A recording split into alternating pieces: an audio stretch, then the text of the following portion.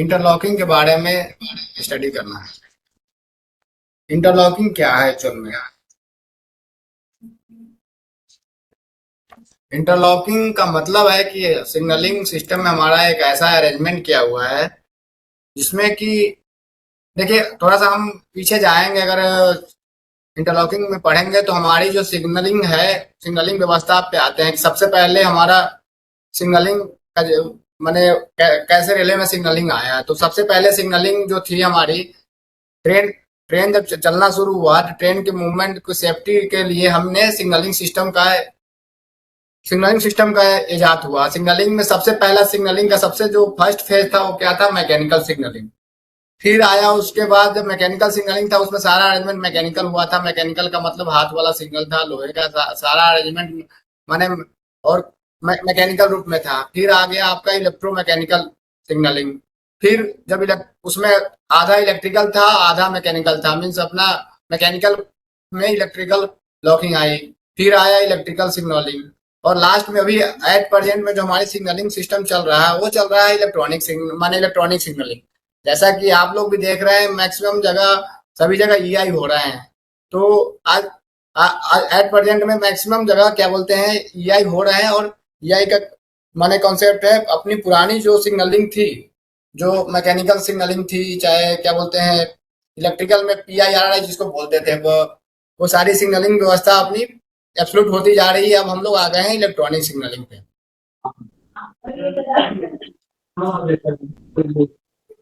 अपन आते हैं इसमें principle of interlocking. Principle of interlocking क्या कहता है? Means electrical gear like point machine signal gate track circuit are interconnected through electrical circuit flowing the basic principle of interlocking. माने जो हमारी इंटरलॉकिंग का जो प्रिंसिपल है वो क्या कहता है कि point machine signal gate track circuit सभी इलेक्ट्रिकल सर्किट के थ्रू आपस में कनेक्टेड हो रहेंगे। आपस में कनेक्टेड है उसको हम बेसिक प्रिंसिपल ऑफ इंटरलॉकिंग का मतलब क्या हुआ कि जो भी हमारे गियर्स हैं वो सब क्या बोलते हैं आपस में इंटरकनेक्टेड है, point machine signal gate track circuit. अब आते हैं कि देखिए कि इंटरलॉकिंग का इसेंशियल क्या है। माने क्या है essential of interlocking? Means interlocking की जरूरतें।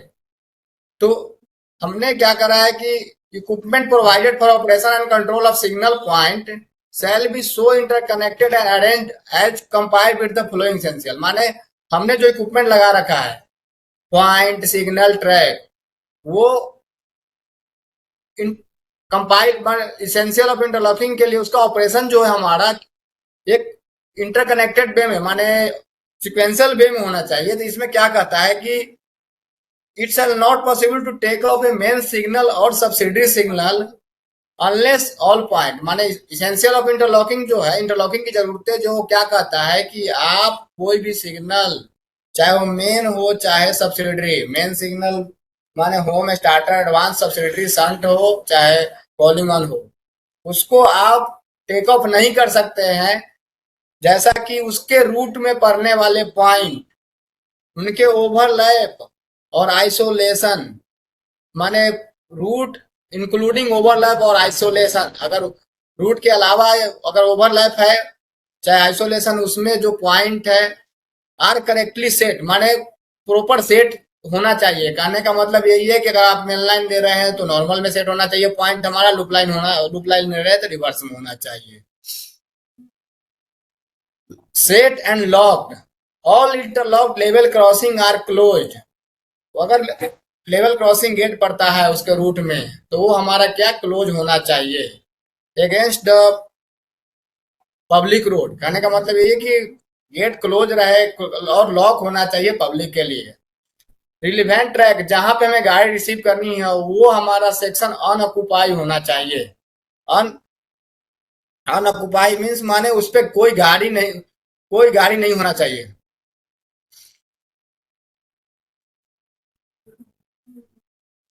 जहां तक ट्रेन जाएगी। कहने का यही मतलब है कि जो इंटरलॉकिंग की जो जरूरतें हैं वो क्या कर रही है कि कभी भी हमें कोई भी सिग्नल अगर टेक ऑफ करना है तो उसके रूट में ओवरलैप में और आइसोलेशन में हमारे point correctly set and lock होना चाहिए, लेवल क्रॉसिंग गेट जो है वो रोड ट्रैफिक के लिए बंद होना चाहिए, और जहां तक गाड़ी जानी है वो ट्रैक हमारा क्लियर रहना चाहिए, उस ट्रैक पे कोई अनऑक्युपाई हो, ट्रैक पे कोई गाड़ी नहीं। ठीक। उसमें दूसरा पॉइंट आता है, ये आपका पहला पॉइंट हो गया कि आप सिग्नल टेक ऑफ नहीं कर सकते हैं, माने it's not possible to take off a main signal या सब्सिडी सिग्नल। कहने का मतलब सिग्नल टेक ऑफ करने से पहले हमें ये सारा चीज आपको इंश्योर करना पड़ेगा। दूसरा ये है कि अगर आपने सिग्नल टेक ऑफ कर लिया तो उसमें नाइदर भी possible to move any point और अनलॉक। कहने का मतलब एक बार आपने सिग्नल दे दिया तो आप किसी हालत में ना पॉइंट चला सकते हैं उसके रूट में, उसके ओवरलैप आइसोलेशन में, ना ही गेट को आप खोल सकते हैं जब तक कि सिग्नल ऑन ना हो जाए। ठीक। तो आप समझिए कि एक बार क्या है कि अगर आपको सिग्नल टेक ऑफ करना है तो आपको सारा चीज। आप कुछ कह रहे हैं क्या आप लोग? आवाज की आ रही मेरी? आ रही सर, आवाज हाय आ रही सर, है, बराबर आ रही आ है। रही सर। ठीक ठीक ठीक है। जी आ रही। बीच में बोलते रहिएगा, पता चला कि मैं ही बोलता रहूं कुछ तो ये हम जस्ट थोड़ा सा ब्रीफ देना चाह रहे हैं कि इंटरलॉकिंग के लिए हमें क्या क्या इसेंशियल है, माने ये चीजें आपको हमेशा काम आएगी। देखिए एग्जाम के लिए तो आएगी आएगी, साथ में आप जॉब कर अपनी अपनी क्या बोलते हैं इंटरलॉकिंग के लिए भी है कि हम अगर साइड पे हम काम करें तो हमारा इंटरलॉकिंग यही कहता है। कोई हमें बताता है ना कि आपका इंटरलॉकिंग फेल हो गया, तो ये सब चीजें हैं हमारी जो सर्किट हमने बनाई है। हमारा फर्स्ट फर्स्ट फर्स्ट जो इंटरलॉकिंग की परिभाषा वो यही कहता है कि आप अगर सिग्नल टेक ऑफ करते हैं तो हमारे सारे पॉइंट ट्रैक और गेट एलसी गेट ये सारा उस रूट में क्या बोलते हैं पॉइंट सेट रहना चाहिए, ट्रैक हमारा अनऑक्युपाई माने क्लियर रहना चाहिए और गेट बंद होना चाहिए। ठीक। वो या ना ना कि क्या बोलते हैं रूट में, और आपको ओवरलैप और आइसोलेशन तक भी इसको प्रूव करते हैं। दूसरा ये है कि एक बार आपने सिग्नल टेक ऑफ कर दिया तो आप इनमें से किसी को डिस्टर्ब नहीं कर सकते हैं। ठीक। तीसरा है कि it shall not possible take off any two का simultaneous signal which can lead conflicting movement. कहने का यही मतलब है कि कोई भी कन्फ्लिक्टिंग माने सिग्नल आपस माने एक साथ टेक ऑफ नहीं कर सकते हैं। जैसे कि मान लीजिए आपने होम सिग्नल लोअर कर दिया तो आप उसी पे कॉलिंग ऑन नहीं दे सकते हैं। अगर आपने होम दे रखा है उसी तरफ के लिए आप क्या बोलते हैं सेंड नहीं दे सकते हैं। माने जो कन्फ्लिक्टिंग एक दूसरे के अपोजिट सिग्नल नहीं दे सकते हैं, आप क्या बोलते हैं वो एक दूसरे से जो कन्फ्लिक्ट करता है। मान लीजिए कि उसी पे स्टार्टर है और उसी पे लगा है संट, आप कहो कि हमें स्टार्टर भी दे दिया और संट, तो हमारी ये इंटरलॉकिंग ऐसा है कि हम एक साथ दो कन्फ्लिक्टिंग मूवमेंट नहीं कर सकते हैं।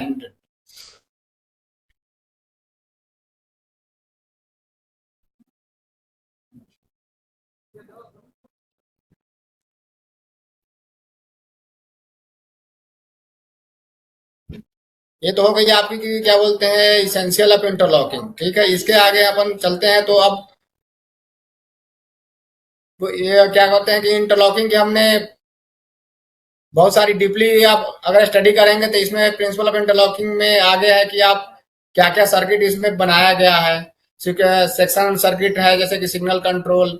अगर हम जो इंटरलॉकिंग को अचीव करने के लिए हमें क्या बोलते हैं circuit like track point signal के सर्किट बनाए गए हैं, इस पे तो ज्यादा अपन स्टडी करेंगे नहीं। अब अपन आगे चलते हैं मेन क्या कहते हैं कि इलेक्ट्रॉनिक हमारे क्या बोलते हैं इंटरलॉकिंग कितने प्रकार की अपन है। तो हमने एक छोटा सा भी बताया था कि सबसे पहले मैकेनिकल सिग्नलिंग थी, तो सेम हमारी जो इंटरलॉकिंग भी थी सबसे पहला क्या था मैकेनिकल इंटरलॉकिंग थी, फिर इलेक्ट्रोमैकेनिकल, फिर इलेक्ट्रिकल सेम, और फिर लास्ट में आया इलेक्ट्रॉनिक इंटरलॉकिंग। तो ये सब चीजें थोड़ा उसी के बारे में दिया गया। लिवर लॉक के बारे में बताया गया मैंने है, लिवर लॉक के बारे में ज्यादा स्टडी करने की जरूरत नहीं है, सब तो चीजें अब फ्लूट हो रही है सिस्टम में, लगभग समाप्ति है। लेकिन हमारे जो आज जो ईआई पे हम लोग जो काम कर रहे हैं वो ईआई जो है हमें उसका जो मेन जो वो है वो आया कहाँ से, तो हमारा फर्स्ट फेज से आया जो कि हमारी मैकेनिकल सिग्नलिंग से ही हम बढ़ते बढ़ते आज हम लोग इलेक्ट्रॉनिक इंटरलॉकिंग पे आ गए हैं।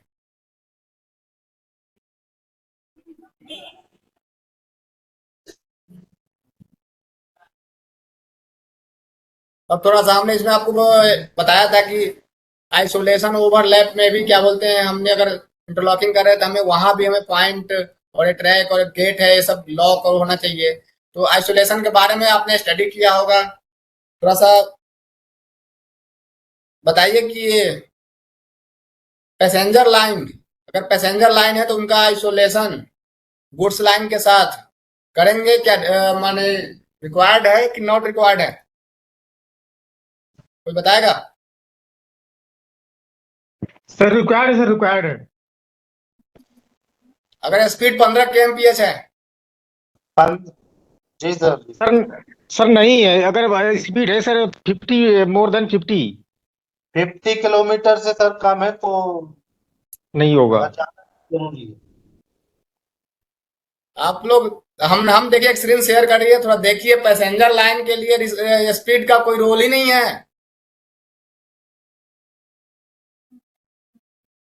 अगर गुड्स लाइन से कर रहे हैं तो पैसेंजर से पैसेंजर अगर लेस देन 50 है तो रिक्वायर्ड नहीं है। अगर गुड्स लाइन से करेंगे तो आपको आइसोलेशन रिक्वायर्ड है। गुड्स लाइन अगर है तो उसमें स्पीड नहीं देखी जाएगी साइडिंग और गुड्स लाइन से। क्वेश्चन आपके ऐसे भी आ सकते हैं कि अगर लेस देन 50 kmph रहेगा और पैसेंजर लाइन और का गुड्स लाइन से आइसोलेशन रहेगा तो आप क्या क्या उसमें बताएंगे?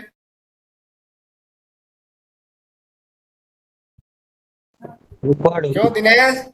हाँ सर। बताओ Dinesh, passenger to goods line speed अगर हम कहते हैं 5 kmph है, रिक्वायर्ड है आइसोलेशन की नहीं? गुड्स लाइन रिक्वायर्ड रिक्वायर्ड है। हाँ। Siding, passenger to siding line passenger to साड़ी लाइन स्पीड यही रिकॉर्ड होगी, ये रिकॉर्ड होगी। 10 kmph है चाहे 15 kmph है? रिकॉर्ड होगी। रिक्वायर्ड है। अगर आप आपको passenger to passenger line isolation पूछी जाएगी तब वहां पे स्पीड का नाम आता है। हाँ बाकी तब पैसेंजर को गुड्स और साइडिंग से अगर आती है, कहने का हमारा यही है रिकॉर्ड कि होगी। आइसोलेशन ऐसा है कि सिर्फ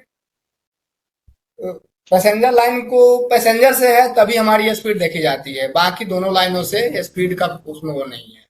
सेम चीज आप आएंगे क्या बोलते हैं गुड्स का गुड्स से, ठीक है? तो वहां भी आपका सेम वही कंडीशन बनेगा। अगर लेस देन 50 kmph है नॉट रिक्वायर्ड, अगर मोर देन 50 है रिक्वायर्ड है। लेकिन ठीक, ये इसको थोड़ा सा ध्यान रखिएगा, इससे क्वेश्चन आते हैं आपके एग्जाम में आएंगे क्वेश्चन। इसमें आइसोलेशन, रूल्स ऑफ आइसोलेशन से क्वेश्चन आएंगे।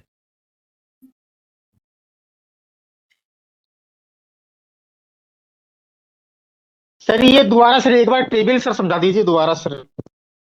हाँ हाँ, समझा दे रहा हूँ इसको पूरा टेबल को। देखिए आइसोलेशन के लिए सर देखिए ये हमारी सर तीन है, ये एक्चुअल में सर तीन एक मिनट लाइनें सर, एक होती हैं मिनट पैसेंजर। हाँ, सर ये दो इसको पहले मैं कैसे स्पीड पढ़ेंगे, स्पीड मतलब जैसे कि। हाँ हाँ, मैं वही बता रहा हूँ। जी जी। देखिए क्या होता है कि passenger line to passenger line, देखिए हम मैंने first first of all first first topic से हम चल रहे हैं कि पैसेंजर लाइन है। अगर पैसेंजर लाइन है आपके पास, ऐसा क्वेश्चन आएंगे कि passenger isolation is required for passenger line to passenger line if, वहां लिख के आएगा कि स्पीड इज 10 kmph। तो आप चाहे 30 मैंने 50 से नीचे आपके पास अगर आता है तो अगर ऑप्शन आपके पास होते हैं नॉट रिक्वायर्ड का जो ऑप्शन होता है तो आप उसमें नॉट रिक्वायर्ड जाएंगे कि पैसेंजर टू पैसेंजर। सेम चीज पैसेंजर लाइन को अगर गुड्स लाइन में आप आइसोलेशन करते हैं तो वहां कोई स्पीड नहीं देखा जाएगा। क्वेश्चन में आपसे चाहे 100 का स्पीड पूछे, चाहे 120 का, चाहे 10 का पूछे या 5 का पूछे, तब आप आएंगे क्या कि अगर पैसेंजर लाइन है उस लाइन का आइसोलेशन पूछेगा कि passenger line isolation between passenger line to goods line. कहने का मतलब ऐसा भी हो सकता है कि isolation is required passenger line to goods line if speed is 10 kmph।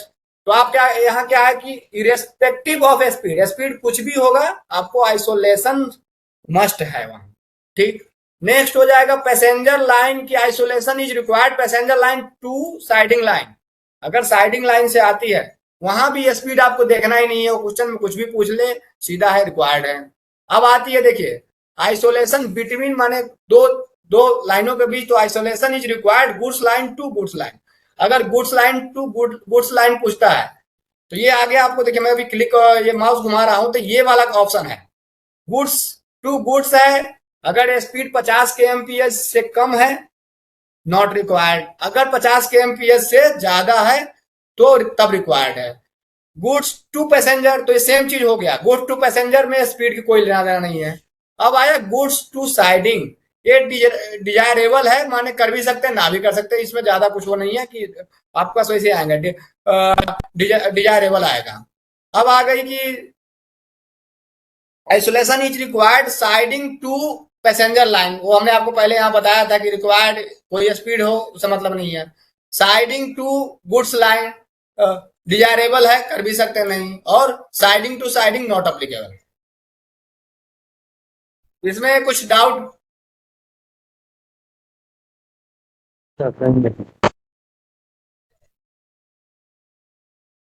बताइएगा दिनेश, कुछ डाउट बताइए। जाओ समझ में आगे। आए आगे समझ में सर नहीं है। समझ में अगर और कुछ किसी को पूछना है तो बताइए, फिर अपन आगे बढ़े, ये आगे बढ़े सर, आगे बढ़े। क्योंकि इससे एक क्वेश्चन आपके 100% रहते हैं एग्जाम में, कंफर्म है, ये तो रहना ही है। इस आइसोलेशन से तो क्वेश्चन आते ही, आइसोलेशन की इसी से आएगी, टेबल से ही आती है।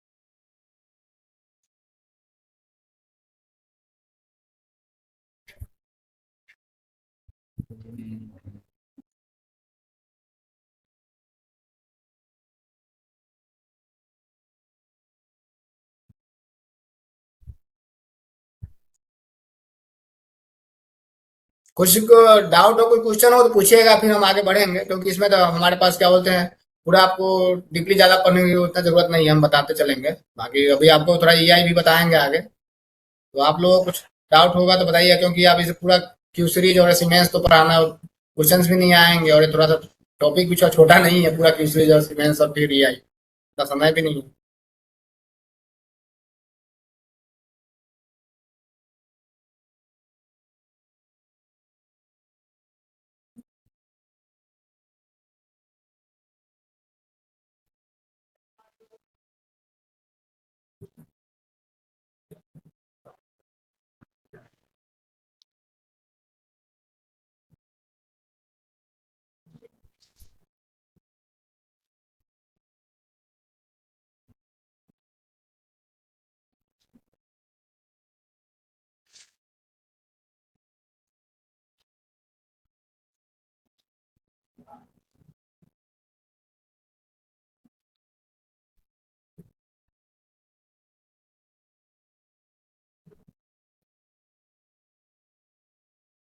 दिनेश,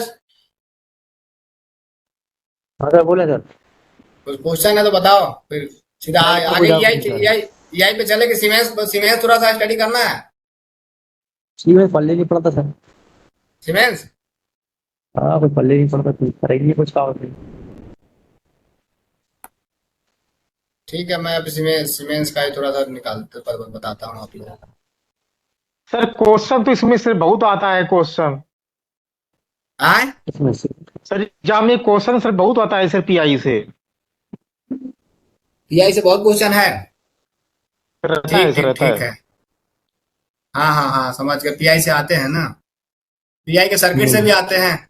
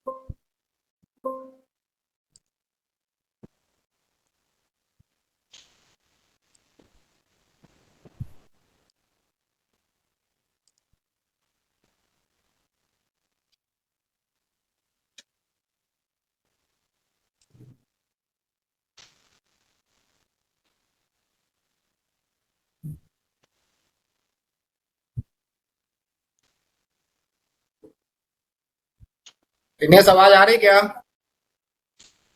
आ रही है सर, आ रही सर ठीक ठीक ठीक है, चलिए हम अपना थोड़ा सा क्या बोलते हैं, metal to metal Siemens interlocking के बारे में थोड़ा सा पढ़ेंगे। अब ये कुछ स्क्रीन पे ये आ रही है क्या शेयरिंग, आ रही है interlocking with metal to metal leader Siemens, आ रही है आपके मोबाइल पे? आ रही सर, आ है। रही। सर हो रही है सर, बताओ। ये हो रही अच्छा है। अच्छा,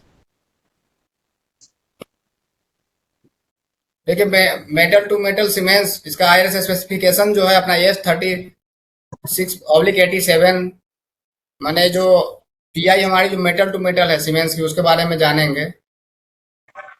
मेटल टू मेटल जो हमारी इंटरलॉकिंग है पीआई का, उसमें दो दो मेनली दो प्रकार के इंटरलॉकिंग माने वो थी। एक थी हमारी non route setting type interlocking, जिसको अपन पीआई बोलते हैं, पैनल इंटरलॉकिंग बोलते हैं। एक हमारी जो रूट सेटिंग टाइप थी, जिसे आरआई बोलते हैं, या कहीं कहीं छोटे स्टेशनों पे मिनी पीआई के माने।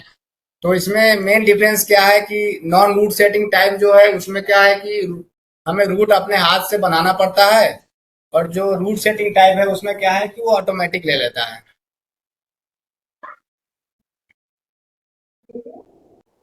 तो छोटे जितने भी पुराने स्टेशन लगभग थे जो सीमेंस के हमारे, वो पीआई थे जो नॉन रूट सेटिंग टाइप के। उसमें क्या है कि अगर आपको सिग्नल देना है, चाहे मेन लाइन लूप लाइन जहां भी लेना है, तो आपको पहले आप पॉइंट लगाएंगे फिर सिग्नल देंगे। लेकिन जो आर आई टाइप है उसमें क्या है कि हमने अगर सिग्नल बटन बटन दबा दिया तो हमारा ऑटो उसका रूट और ओवरलैप में जो पॉइंट होंगे वो फेवरेबल कंडीशन बना के अपने आप क्या बोलते हैं पॉइंट चलेंगे, फिर क्या बोलते हैं सिग्नल लोअर होगा। जो हमारा सीमेंस पीआई और आरआई जो था उसमें क्या है कि एक्चुअल में डोमिनो टाइप कंट्रोल का इंडिकेशन पैनल हुआ करता था। इसको इसमें इन टू बटन ऑपरेशन, जो भी आपने पीआई देखा है उसमें अपने हम अपन ने क्या टू बटन ऑपरेशन करता, हमेशा हमेशा दो दो बटन ऑपरेशन यूज होता है इनके एग्जिस्ट प्रिंसिपल पे। मान दो बटन से ही सिग्नल रूट और रूट बटन दबाएंगे तभी सिग्नल आएंगे। इसमें क्या है, इमरजेंसी रूट रिलीज फैसिलिटी होती थी हमारी सबसे मेन की। अगर क्या बोलते हैं आपको रूट को रिलीज करना है तो इमरजेंसी ऑपरेशन थे, फुल रूट कैंसिलेशन और हाफ रूट कैंसिलेशन हुआ करता था इसमें।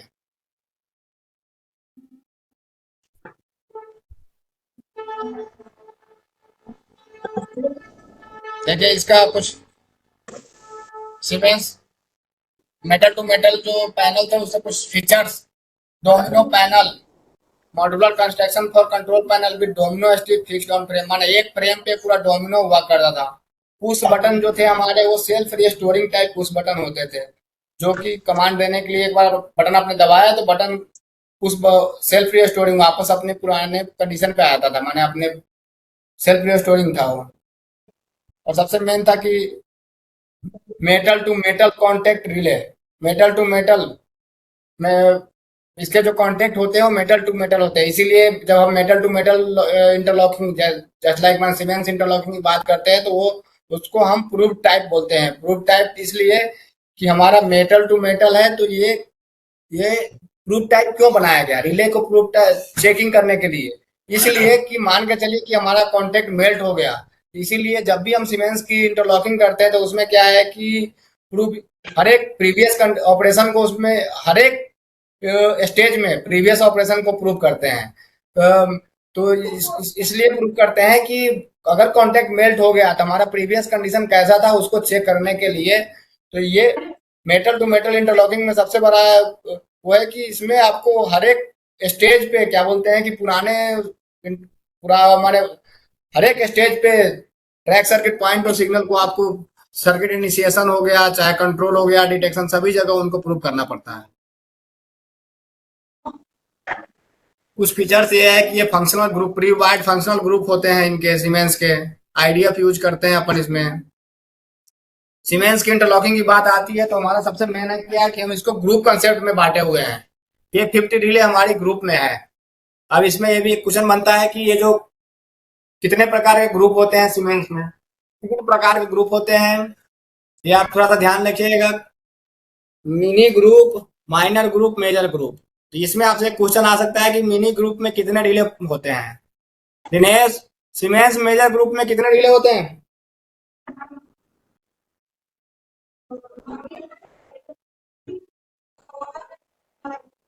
30 relay sir. Good, I am sharing करे। मैंने मैक्सिमम 30 रिले का स्पेस है, माइनर ग्रुप में 15 है। तो ये क्वेश्चन आते हैं भैया, हम लोग को भी पूछे गए थे एग्जाम में कि जो मिनी ग्रुप में कितने रिले हैं। मैं तो ये आपको फोटो पे विजुअल होगा, इसमें देखिए 2 रिले दिख रहा है, ये एक्चुअल में मिनी ग्रुप है। फिर माइनर ग्रुप है, उसमें माइनर ग्रुप में 15 रिले होते हैं, जो कि हमारे सिग्नल ग्रुप, पॉइंट ग्रुप होते थे। पॉइंट ग्रुप मेजर और माइनर दोनों प्रकार के होते हैं, रूट ग्रुप। और मेजर ग्रुप होते हैं आरआई टाइप, माने जो आरआई टाइप पैनल है उसमें मेजर ग्रुप का इस्तेमाल करते हैं। पॉइंट मेजर पॉइंट ग्रुप होते हैं, उसमें 30 रिले होते हैं।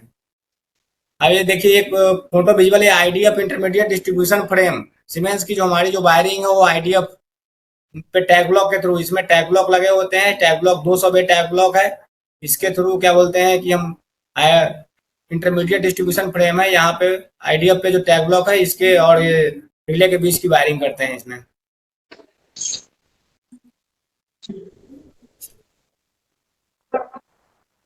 इसमें जोन वाइज कंसेप्ट होता है, आपने सुना भी होगा JTUCR, जोनल रूट सेक्शन परमिसिविटी। इसमें तो क्या बोलते हैं कि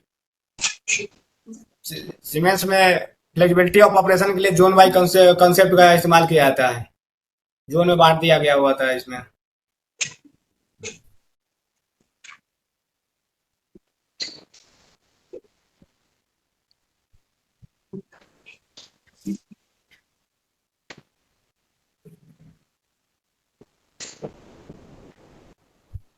ये शायद ना पूछे, ये जो हमारी जो डोमिनो होती है इसमें 15 कंपार्टमेंट बेस प्लेट कंसिस्ट, माने एक इसमें इंडिकेशन एलईडी बटन कंट्रोल के लिए होता है। 16 नंबर जो टर्मिनल होता है वो निगेटिव के लिए यूज करते हैं इसमें।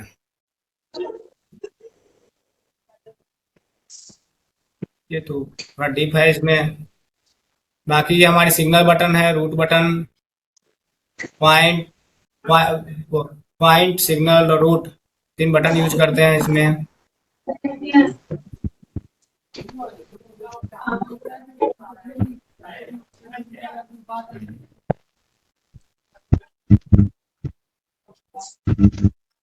ये सिग्नल ग्रुप है जो ये माइनर ग्रुप में आते हैं।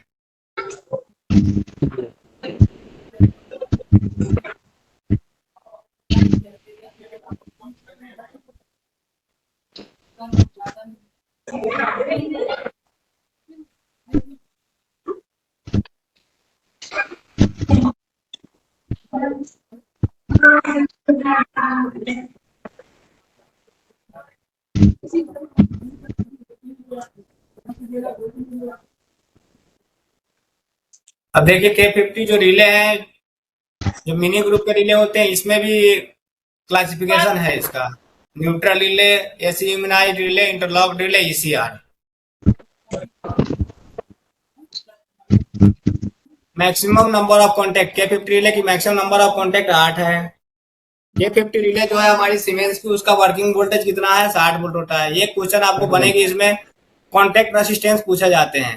K50 रिले जो है हमारी, जो मेटल टू मेटल रिले है, इसका कॉन्टेक्ट रेसिस्टेंस कितना होता है? इसको थोड़ा याद रखिएगा, 0.05 ओम होता है। बहुत ही निग्लिजिबल होता है। हमारी Q सीरीज की 0.2 होता है, इसका 0.05 होता है। इसीलिए क्या है, इसमें अपने हाई रेजिस्टेंस के फेलियर बिल्कुल निग्लिजिबल होते हैं सीमेंस इंटरलॉकिंग में।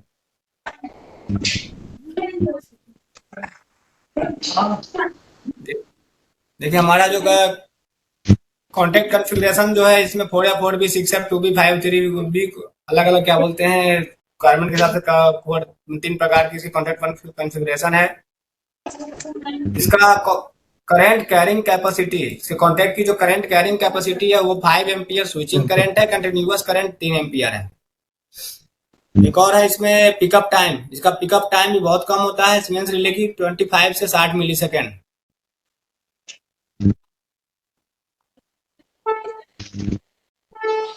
देखिए मैंने कुछ एडवांटेज है इनके, आपको सबसे मेन एडवांटेज है, देखिए आप ये कॉन्टेक्ट रेजिस्टेंस का, मैं बताया आपको ऊपर की, ये इनके कॉन्टेक्ट रेजिस्टेंस जो है सीमेंस रिले की उसको 0.05 है, बहुत ही लेस निग्लिजिबल है। सेम आप क्यू सीरीज में अगर जाते हैं तो 0.20 का आता है, 20 है। इसी कारण से क्या होता है कि क्यू सीरीज में आपको हाई रेजिस्टेंस के फेलियर आते हैं, सीमेंस इंटरलॉकिंग में हाई रेजिस्टेंस के फेलियर बिल्कुल निग्लिजिबल, लगभग न के बराबर है। अब टाइमिंग भी, पिकअप टाइम आप देखेंगे तो ये हमने थोड़ा इसमें दोनों का कंपेरिजन किया गया है।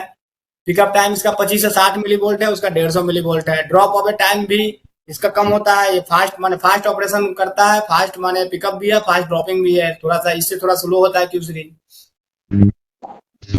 इसमें अपन रिपीटर भी ज्यादा खोल सकते हैं, क्यू सीरीज में ज्यादा नहीं खोल सकते हैं। कॉन्टेक्ट पर सर्किट, इसमें क्यू सीरीज की लिमिटेशन है 45 कॉन्टेक्ट, इसकी सीमेंस की कोई लिमिटेशन नहीं है। आप क्या बोलते हैं, बहुत सारे कॉन्टेक्ट भी यूज करके बहुत लंबे लंबे सर्किट का बना लेते हैं इसमें।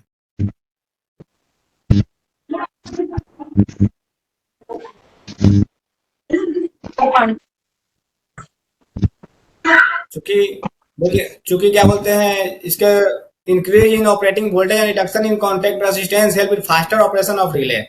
इसीलिए देखिए आप जितने भी हमारे बड़े बड़े आरआरआई बनाए गए थे, अब तो अपन ईआई पे आ गए, अभी भी जो बड़े बड़े आरआरआई है सब सीमेंस की हमारी जो मेटल टू मेटल की आरआरआई बनी है। क्योंकि क्या होता है कि हमारे जो ये ऑपरेटिंग वोल्टेज भी ज्यादा है, 60 वोल्ट का है, और कॉन्टेक्ट रेशन बिल्कुल न के बराबर होने के कारण अपन बहुत बड़ी बड़ी सर्किटें इनसे अचीव कर लेते हैं, depend upon the length of circuit माने ऑपरेटिंग। और सेम ऑपरेटिंग टाइम भी कम है, इसलिए टाइम माने लंबे लंबे सर्किट का बना लेते हैं।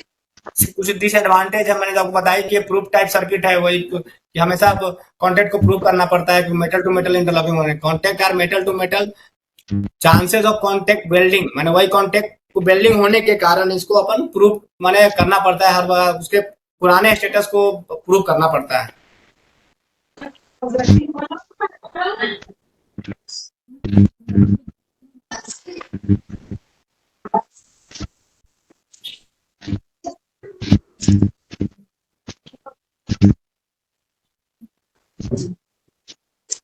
ये कुछ कॉन्टेक्ट नंबर दिखाया गया है टैग ब्लॉक का, ये सब थोड़ा बहुत आप लोगों को आइडिया भी होगा इसका।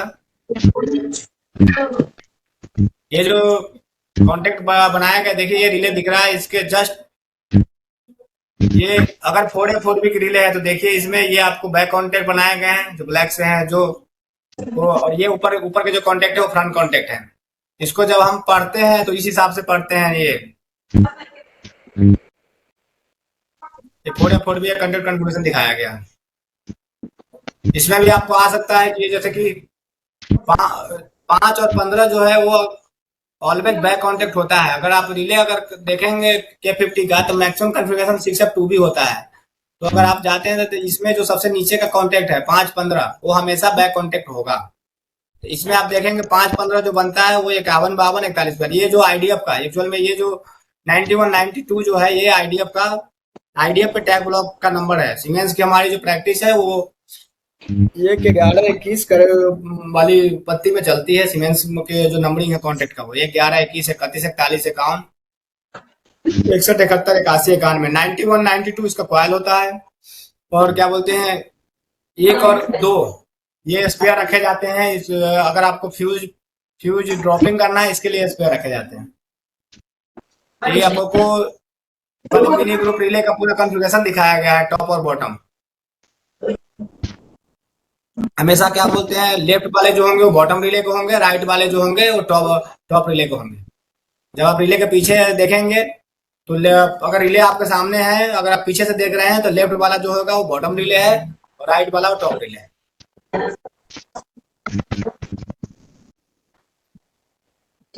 ये 4A4B कॉन्फ़िगरेशन का दिखाया गया था, सेम यहाँ पे आपको 6F2B में दिखाया गया। जो मैं आपको 5 और 15 इसमें बैक कॉन्टेक्ट होंगे, बाकी सारे फ्रंट रहेंगे ऊपर के 6F2B में।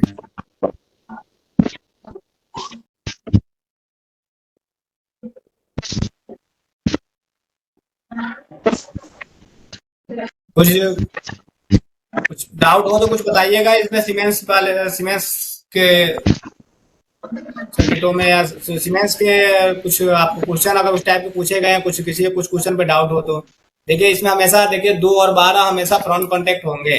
अब 2 12 की जो हम देखेंगे तो 2 12 जो होगा वो 81 82 होगा और 11 12 कांटेक्ट होगा। 5 15 हमेशा ऑलवेज बैक कांटेक्ट होता है। सेम इसमें इन्होंने दिया है 3 13 ऑलवेज फ्रंट कांटेक्ट होगा, 4 14 इंटरचेंजेबल कांटेक्ट होगा। तो ये आपको क्या बोलते हैं, जब नंबरिंग सामने नंबरिंग देखेंगे तो इससे आपको पता चल जाएगा इसका। दूसरा क्या कह रहा है?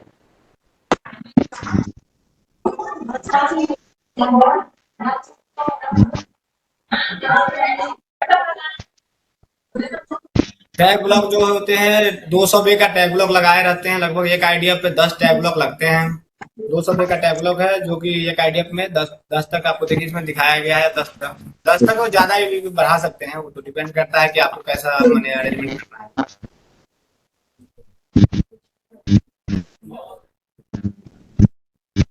ये कुछ इंडिकेशन दिए गए हैं, देखिए न्यूट्रल रिले का।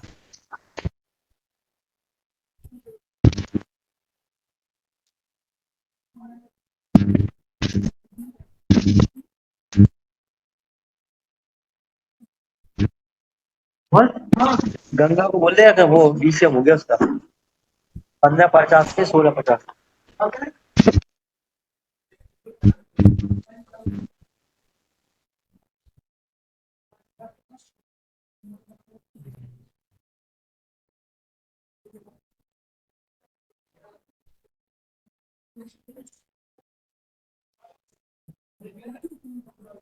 ये नोमेनक्लेचर पे आते हैं अपन तो देखिए जेड से जोन होता है जेडयूसीआर zonal route permissibility checking relay. हमने एक जेडयूसीआर का नाम लिया था। ये अगर यार्ड छोटा है, जो बताया था पहले भी कि आपको, ये जो कहने का मतलब जो सीमेंस जो इंटरलॉकिंग है अपनी मेटल टू मेटल, इसमें क्या है कि जोन कॉन्सेप्ट आता है। अगर छोटा यार्ड है तो उसमें एक यूज करते हैं, अगर बड़ा यार्ड है तो नॉर्थ जोन के लिए अलग से यूज करते हैं जेडयूसीआर, साउथ जोन के लिए अलग से। तो इसका जो फुल फॉर्म है ये थोड़ा सा ध्यान रखिएगा। जेडयूसीआर का full form zonal route permissibility checking relay. Naresh Meena, Naresh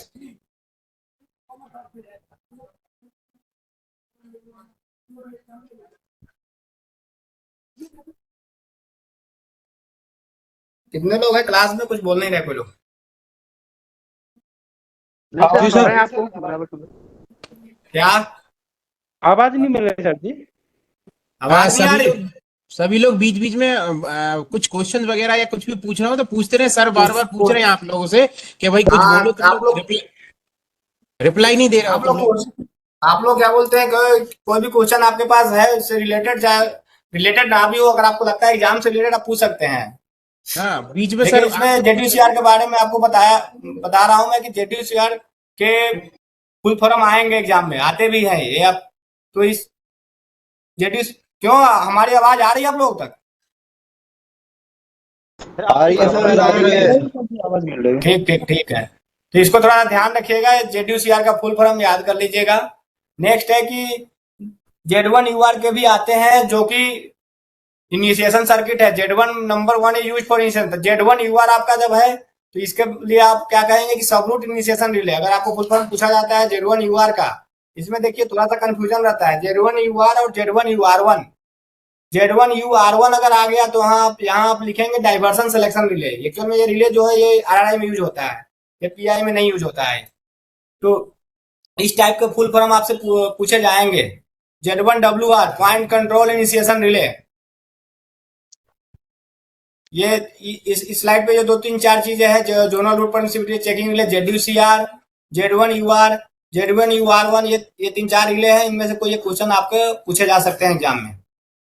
या आप जब भी सीमेंस की आप क्या सर्किट देखेंगे तो इन सब रिलों का क्या बोलते हैं कि जब सर्किट आगे बढ़ता है, जब हम सिग्नल की इनिशिएशन सर्किट पढ़ते हैं, तो ये हम जेड1 यूआर की बात कर रहे हैं, एक्चुअल में सबरूट इनिशिएशन रिले हैं। जितने भी हमारी जो सीमेंस की प्रैक्टिस है ये पूरी छोटे छोटे रूटों में बटा हुआ है। सीमेंस का इंटरलॉकिंग जो है हर छोटे छोटे रूट में है। तो इस सभी हर एक पॉइंट के पास हमारा हर एक पॉइंट से एक रूट होता है। उसके अलावा क्या बोलते हैं कि हम होम सिग्नल का भी रूट बनाते हैं। सबकी अलग अलग जेड1 यूआर होती है। तो इनका आप थोड़ा सा फुल फॉर्म याद रखिएगा कि सब रूट इनिशिएशन रिले होता है Z1 इग्वार। आप देखिए इसमें ओबीजेटीयू आरआर, अगर ओबीजेटीयू आरआर अगर लग गया, आर लग गया ब्रैकेट में तो ये ओवरलैप सेटिंग रिले होगा। अगर ब्रैकेट में एन लगा है तो ये नॉर्मलाइजिंग रिले। कहने का मतलब एक बार ओवरलैप सेट हुआ तो उसको नॉर्मल भी होना है।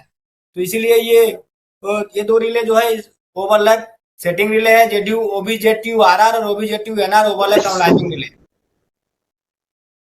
अब आरआरआई में हमारी जो कच्चे माने जो जो आरआरआई है उसमें चेन ग्रुप का इस्तेमाल होता है। हमने आपसे थोड़ा बताया नहीं था, ये तीन चीजें अपने पास है ग्रुप के लिए सीमेंस में, मिनी ग्रुप, माइनर ग्रुप और मेजर ग्रुप। इसके अलावा भी एक ग्रुप है जिसको बोलते हैं chain group, point chain group. तो उसमें एक रिले होती है Z3WR, जो point chain group operation initiation relay बोलते हैं उसे।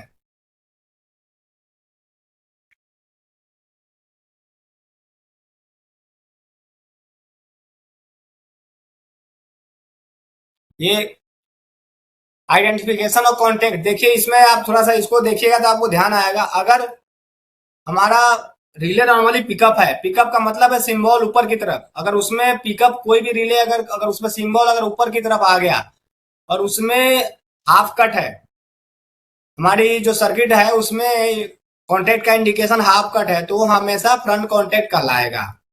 ये किसके लिए? पिकअप, अगर नॉर्मली पिकअप रिले है, अगर आपके पास तीर का निशान ऊपर है उसमें अगर हाफ कट आता है तो ये कौन सा कॉन्टेक्ट होगा? फ्रंट कॉन्टेक्ट होगा।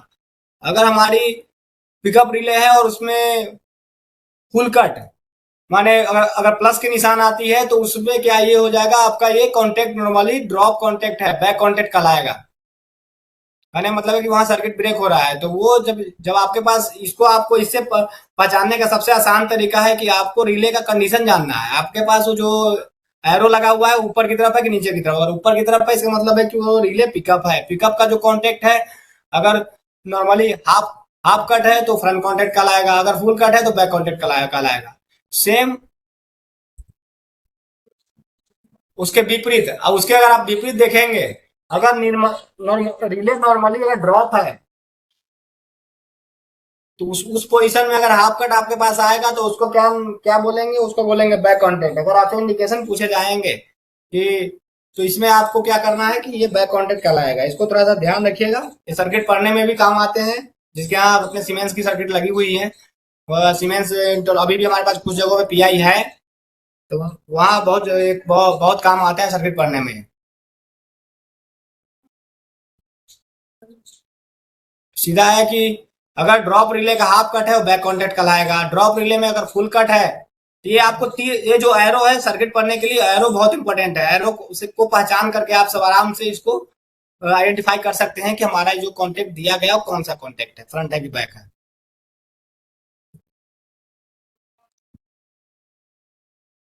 देखिए यहाँ पे कुछ कॉन्टेक्ट नंबर दिए गए हैं, जैसे कि ये एरो हमारा ऊपर की तरफ है।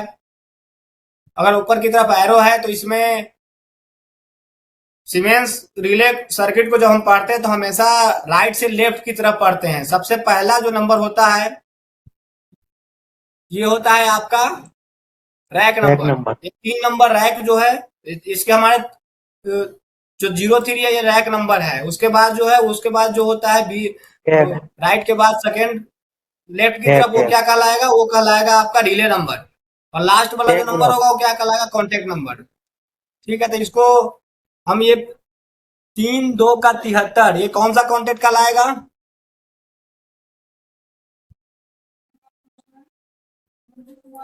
तीन नंबर तो रैक थोड़ा का, बताइएगा आप। तीन हाँ नंबर बोलिए। रैक, 3 नंबर रैक का टैग टैग ब्लॉक नंबर 2 की 73 नंबर कॉन्टेक्ट है। हाँ हाँ, tag block 73 number tag block नहीं है। इसको 3 नंबर रैक का 2 नंबर रिले पर हो। टैग ब्लॉक बिल्कुल, टैग ब्लॉक 2 नंबर नहीं होते हैं। एक टैग ब्लॉक में 200 में टैग ब्लॉक होता है। एक टैग ब्लॉक में 4 रिले भरे जाते हैं भैया, ध्यान इस क्या बोलते हैं, ये एक ही रिले नहीं भरे जाते हैं टैग ब्लॉक में। ठीक है, हमारे पास आप कॉन्टेक्ट को आपको ऊपर दिखाया था एक चार्ट, देखो मैं अब चार्ट दिखाता हूँ। टोटल कॉन्टेक्ट कितने हैं एक रिले में।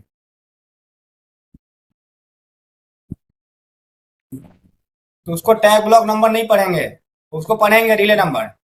हाँ, ठीक ठीक। कुल मिला के एक टैग ब्लॉक में देखिए आपके पास कितने भरे जाएंगे सो। टोटल 4 भरे जाएंगे, 1 2 3 4, ये टोटल क्या बोलते हैं 0 1 से पढ़ेंगे तो ये पूरे 200 में टैग ब्लॉक होता है। देखिए आपको मैं दिखा रहा हूँ इसमें। तो जब भी आप इसको पढ़ेंगे तो इसको इस आधार से पढ़ेंगे।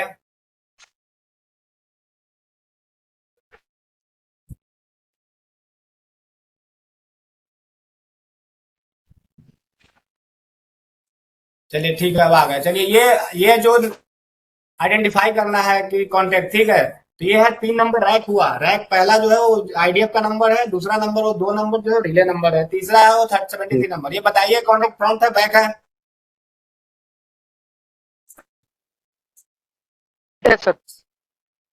ठीक है, इसका देखिए पढ़ने का बहुत आसान तरीका है। एरो ऊपर है, ठीक है, हमने बताया था। और ये मेक मेक है, माने हाफ कट है। अगर एरो ऊपर और हाफ कट है फ्रंट का लाएगा। ठीक है, अब अभी इसको बताइए। ये चौथा पे देखिए, ये 3 3 2 का 21 22, ये कौन सा कॉन्टेक्ट का लाएगा? ये भी फ्रंट है सर। बहुत बढ़िया, ठीक है। ये बहुत यही बचाने का तरीका है। देखिए ये एक्चुअल में क्या है, इसका एरो नीचे है, ये ड्रॉप रिले है। ड्रॉप रिले का फुल कट, इसका मतलब फ्रंट कॉन्टेक्ट। बहुत बढ़िया। इसी से आप क्या बोलते हैं कि सर्किट जब भी आप सीमेंस की अगर पढ़ते हैं तो ये बहुत आसान है। इसको अगर आप कॉन्टेक्ट आप आइडेंटिफाई कर लेते हैं तो आपको फेलियर में सर्किट को चलाना बहुत आसान रहता है। क्योंकि हमें जब भी हम अगर सीमेंस की अगर हम फेलियर अटेंड करते हैं कोई भी हमारे सीमेंस सर्किटों में, तो हमें ये चीज बहुत जानना जरूरी रहता है कि हम क्या कर रहे हैं। आप बटन दबा रहे हैं तो बटन सर्किट को देख रहे हैं तो पता चला कि आपको ये नहीं, आपको ये बिल्कुल क्लियर होना चाहिए कि सर ये जो रिले दिया गया है 53 54 है, ये दबाते वक्त मेक रहेगा कि ब्रेक रहेगा। नहीं तो बहुत कंफ्यूजन होगा, आप सर्किट नहीं माने फेलियर को अटेंड करने में समस्या होती है और थोड़ा मुश्किल माने अटेंड नहीं हो पाती है सही से उसमें। सीमेंस में एक मैकेनिकल रिले भी होती है जो मैकेनिकली लैच रिले बोलते हैं, sorry mechanically latch relay, interlock relay जिसको हम बोलते हैं इंटरलॉक रिले। उसमें क्या है कि इंटरलॉक रिले का मेन है फंक्शन की जिस पोजीशन में वो बना, एक बार बन गया वही पोजीशन में वो बना के उसकी सप्लाई काट दो, वो वैसे ही वो का वही रहेगा। उस बहुत एडवांटेज सबसे बड़ा है कि लास्ट ऑपरेटेड पोजीशन में बिना पावर सप्लाई का बना रहेगा। तो जहां भी हमें क्या बोलते हैं कि ऐसा है कि हमें उस रिले को इस कंडीशन में रखना है, जैसे कि सॉरी कि हमें मान के चलिए कि ये इसका इस्तेमाल कहाँ करते हैं कि जहां हमें उसको लास्ट ऑपरेटेड पोजीशन माने लास्ट ऑपरेशन में कुछ रखना है हमें, तो उस पोजीशन पे हम पावर सप्लाई का हमारा सप्लाई कट के जैसे कि बटन दबा देते हैं, हमें ओवरलैप सेटिंग रिले जो कहलाती थी, चाहे हमारी route setting type relay URS OBZ URR, वहां पे इसकी बहुत रिक्वायरमेंट हुआ करता था। सीमेंस के सर्किटों में होता है कि आपने एक बार बटन दबा दिया और बटन छोड़ते ही वो सप्लाई कट हो जाएगी। तो जब सप्लाई कट हो जाएगी, लेकिन ये रिले क्या काम करता है कि अगर एक बार पिकअप हो गया तो उस कंडीशन पर लैच होकर रह जाएगा। तो इसका सबसे बड़ा एडवांटेज क्या है, ये अगर आपने पावर सप्लाई काट भी दिया तो जिस कंडीशन में वो आ गया उस कंडीशन में बना रहेगा। ये क्वेश्चन आपसे वैसे पूछे नहीं जाएंगे। कॉइल रेजिस्टेंस इसका 615 ओम होता है। तो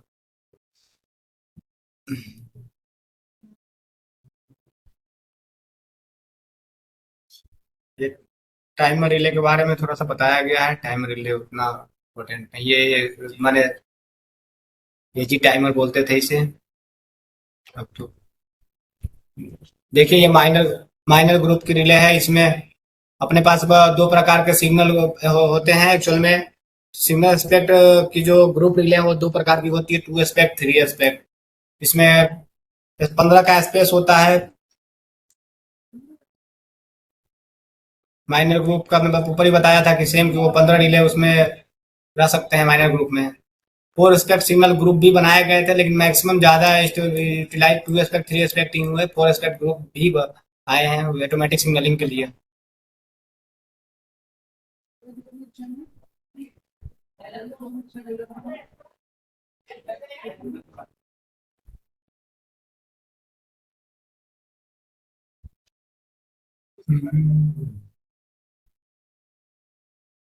आप लोगों को कुछ आइडिया हो तो बताइएगा कि क्वेश्चंस आपको कुछ इसमें कैसे पूछे गए थे, किसके बारे में कुछ जानना कुछ बताइए। अगर आप लोग क्लास तो सर ठीक लग रहा है, कुछ पूछ ही नहीं रहे हैं, क्यों रतिभान? हाँ हाँ सर, मैं सर पूछना चाह रहा हूँ सर, थोड़ा डाउट था। बताओ ना। तो सर जी जी हाँ हाँ। हेलो। सर ये क्वेश्चन हाँ एक रघुराम बोलो, जो है, सुन रहे हैं। अच्छा सर ये क्वेश्चन था कि किस सर्किट में sir SMR contact is not proved. हाँ हाँ तो सर इसमें सर ऑप्शन था E double G N R, G N R and G U N हाँ आर, और बोथ जी हाँ N R and E G N R, और sir D था हाँ जी एन हाँ आर। हाँ, ठीक। तुम्हारा इस तो सर क्वेश्चन का इसमें जो जवाब है, जी हाँ, इस क्वेश्चन का जो हाँ सर जवाब है कि किस किस सर्किट के लिए हम क्या बोलते हैं एसएमआर कॉन्टैक्ट यूज नहीं करते हैं। हाँ जी नॉट प्रूव्ड जी जी। हाँ, तो इसके लिए क्या है, देखो, हमारी जो सिग्नलिंग जो व्यवस्था है उसमें क्या है, हमने इसको फेल से व्यवस्था में बना रखा है। एसएमआर कॉन्टैक्ट का मतलब है कि स्टेशन एसएम की, ठीक। तो एसएम जी की जो है क्या है कि किस लिए लगाया गया है, एसएम की जो लगाया गया है कि पहला क्वेश्चन क्या है कि अनऑथोराइज ऑपरेशन से प्रिवेंट करने के लिए। तो कोई भी, माने एसएम की का मतलब ये कि स्टेशन मास्टर है वही वो ऑपरेशन कर रहा है। तो सारे सिग्नलिंग लोअर करने के लिए कोई भी सिग्नल हमें देना है, चाहे पॉइंट चलाना है, चाहे क्या बोलते हैं कि गेट बंद करना है, चाहे सब सारा काम किसका है, स्टेशन मास्टर का है। तो उस सब में हम क्या करेंगे, अगर लोअर कराना है ईच एंड एवरी वो चीज है तो उसमें क्या करेंगे, एसएमआर यूज को माने स्टेशन मास्टर कॉन्टेक्ट चाहिए, माने एसएम की का। लेकिन हमारी सिग्नलिंग व्यवस्था में ऐसा हमने कर रखा है कि मान के चलो हमने सिग्नल दे दिया, उस समय कोई बड़ा अनयूजुअल हो गया और वहां पे कोई खड़ा है वहां पे, तो सिग्नल अगर लोअर है तो सिग्नल पुटबैक हम कर सकते हैं। तो सिग्नल पुटबैक करने के लिए एसएमआर कॉन्टेक्ट यूज नहीं करते हैं। ईजीजीएनआर जो कॉन्टेक्ट है उसमें एसएमआर कॉन्टेक्ट यूज नहीं करते हैं कि हमारा अगर जी कोई इंसिडेंस ऐसा घट गया कि वो बनाई गई सर्किट के मास्टर बाहर चला गया, तो कुछ ऐसा माने होनी हो गया कि हमें उस समय सिग्नल को पुटबैक करना है, ठीक है। तो एसएमआर उसके पास चाबी, पैनल का चाबी वो लेके चला जाएगा। मास्टर जब भी बाहर जाएगा पैनल छोड़ के तो क्या करेगा, पैनल का चाबी लेके जाएगा क्योंकि तो उसके कंट्रोल का है। तो उस वक्त सिग्नल पुटबैक करने का एक ऑप्शन दिया गया है जिसमें कि एसएमआर कॉन्टेक्ट को हमने प्रूव नहीं किया, बाईपास कर रखा है। तो सर क्लियर हुआ इसमें क्या? सर आप जी सर ये इसमें ऑप्शन है ई जी एन आर कि सर बोथ वाला हाँ सही हाँ, तो है क्या हो रहा है। ईजीजीएनआर जो है ना वो सिग्नल कैंसिलेशन रिले है, इमरजेंसी सिग्नल कैंसिलेशन रिले। तो सर इसके अकेले तो यूज नहीं कर सकते ना, जैसे जीएनआर एंड ईजीएनआर जब दबाते हैं तब तो पुटबैक होगा। क्या? ठीक ठीक ठीक, एक तुम जो कह रहे हो ना जी कि ऑप्शन क्या क्या था उसमें। एक तो साथ है ये सर सिंगल ई डबल जीएनआर था, और जीएनआर एंड यूएनआर, ठीक। अब बोथ जीएनआर हाँ, एंड ईजीएनआर।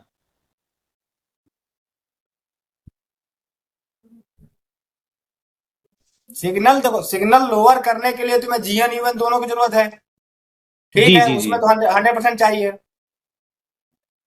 और सर कैंसिल करने के लिए मतलब पुटबैक करने के लिए सर मेरे ख्याल सर ईजीएनआर और जी जीएनआर होना चाहिए सर। जीएनआर और ईजीएनआर दोनों दोनों वहां भी चाहिए। जी जी जी जी ठीक। हाँ उसी से सर नहीं तो पुटबैक करें। ऑप्शन में जीएनआर और ईजीएनआर दोनों था साथ में।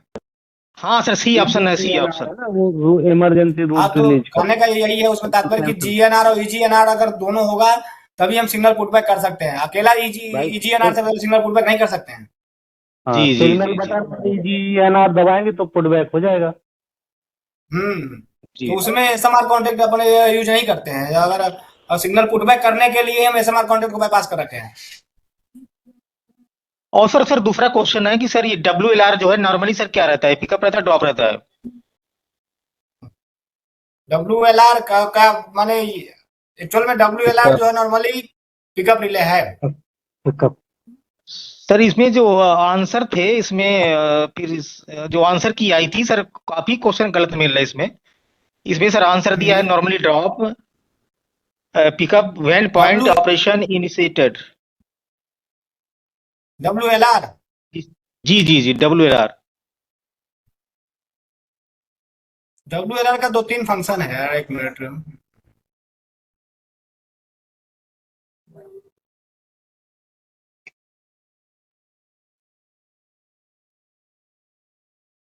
WLR के लिए ऑप्शन क्या क्या थे उसमें? सर इसमें पहला ऑप्शन है normally pickup drop up after setting the point.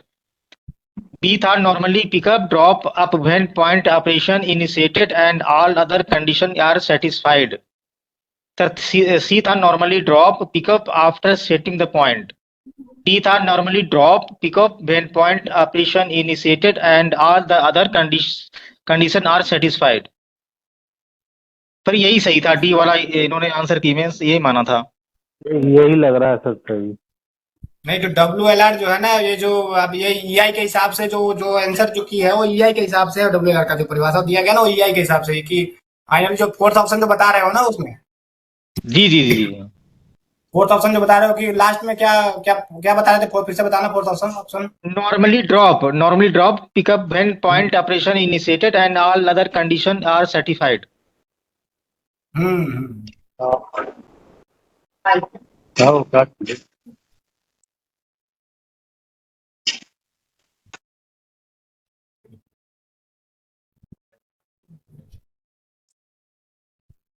ठीक है, ये चीजें। और भी कुछ सिग्नल लॉकिंग रिले के भी कुछ आए थे क्या, कुछ क्वेश्चंस? हाँ सर, एक सर था CHFR रिले, सर क्या होता है CHFR रिले? CHFR। CHFR। जी जी जी, CH इसका भी क्वेश्चन था, 4 ऑप्शन थे।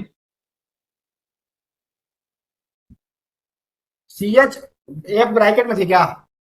नहीं सर, ब्रैकेट में नहीं, CHFR। क्रैंक हैंडल का कंट्रोल तो नहीं था ये? नहीं, CHYR है कंट्रोल के लिए। हाँ हाँ, नहीं जैसे सर उसमें लेते हैं ना, गेट में FR लेते हैं। नहीं नहीं, वो तो तुम बताओ। CH में ऑप्शन क्या क्या थे CHFR के? सर ऑप्शन ए था drop when all the point in the group are locked under any route. B था pickup when all the point in the group are locked under any route. और sir C था drop when any one of the point in the group are locked under any route. Sir D था pickup when any one of the point in the group are locked under any route. ना, आप relay का नाम तो CHFR। जी जी, CHFR। CHFR का idea हमें, फिर 2-3 चीजें हम नोट कर लेते हैं, तुम्हें बताएंगे। CHFR का तो हमने हाँ सर, हाँ थोड़ा सा डाउट है ये। तो तुमने CHFR बताया ना? हाँ CHFR। अच्छा। और सर ये जो हम लोगों ने अभी डिस्कस किया था EGNR वाला, जो SMR सेक्रेटरी वाला, इसमें हाँ। सर इन्होंने आंसर की में GNR आंसर दिया था। तो GNR सर दिया कैसे था? भी नहीं हो सकता। जी, वो तो सर कैसे भी नहीं हो सकता, हमें लगता है। नहीं नहीं नहीं, GNR में तो है ही नहीं, जी जी क्योंकि जो स्टेशन मास्टर की को जो हटाया गया उसके मेनली वही सिग्नल पुटबैक करने के लिए ही SM की नहीं लगाते हैं। जी जी जी तो जी। पुटबैक करना है तो जी उसमें सर, दोनों हमारे ऑप्शन, दोनों चीज साथ में आएगा। सर वो ओनली 3 क्वेश्चन डाउट में थे। हाँ, सर कंटिन्यू करिए। ठीक ठीक ठीक है, ओके। अब देखो, अपन थोड़ा सा ये सिग्नल ग्रुप के बारे में जान रहे थे। सिग्नल ग्रुप वही 2 एस्पेक्ट और 3 एस्पेक्ट है सिग्नल ग्रुप। उसमें कुछ रिले है GLSR, उसके बारे में थोड़ा सा देखो अपन पढ़ लेते हैं थोड़ा सा। GR1 GR2 ग्रुप के अंदर में देखो, RECR red lamp checking relay है, HECR yellow aspect lamp checking relay, DECR green. उसके बाद इसमें है कुछ GR1 GR2 GR3 जो सिग्नल कंट्रोलिंग रिले है। GR1 GR2 अगर पिकअप होता है तो HG आएगा, GR3 आएगा तो BG आएगा। इसमें क्या बोलते हैं कि जब आप सीक्वेंस पढ़ेंगे तो इसमें आता है कि GR1 को स्लो टू रिलीज बनाया गया है क्योंकि वो GR2 पिकअप होने के लिए, तो ये तो सर्किट चलने के लिए दिया गया है। इसमें एक रिले है अपना GLSR जो 1 सिग्नल लॉक स्टिक रिले है, इसका यूज है 1 ट्रेन 1 सिग्नल फीचर। GSR का जो GLSR का फीचर्स अगर पूछ सकता है कि 1 ट्रेन 1 सिग्नल फीचर्स किससे अचीव करते हैं, तो इसमें क्या है आपका GLSR रिले है। इसका ये नॉर्मली ड्रॉप रहती है। इसमें इसमें भी स्लो टू रिलीज फीचर दिया गया है GLR पिकअप होने के लिए।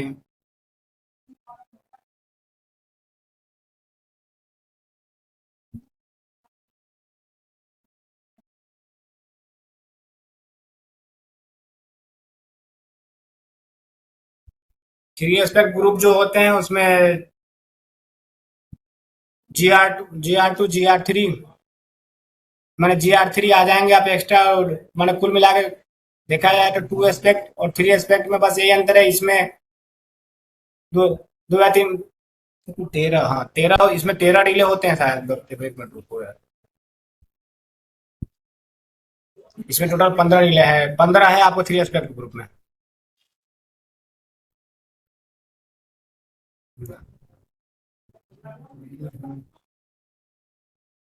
इसमें एक चीज मैं ऐड करना चाहता हूँ, जो आपके सीमेंस और ब्रिटिश इंटरलॉकिंग और ईआई के रिलेज हैं, आप उन सब चीजों, उनका सबका नाम, फुल फॉर्म क्या है, उनका क्या फंक्शन है, ये शॉर्ट फॉर्म में आप समझ लीजिए सब।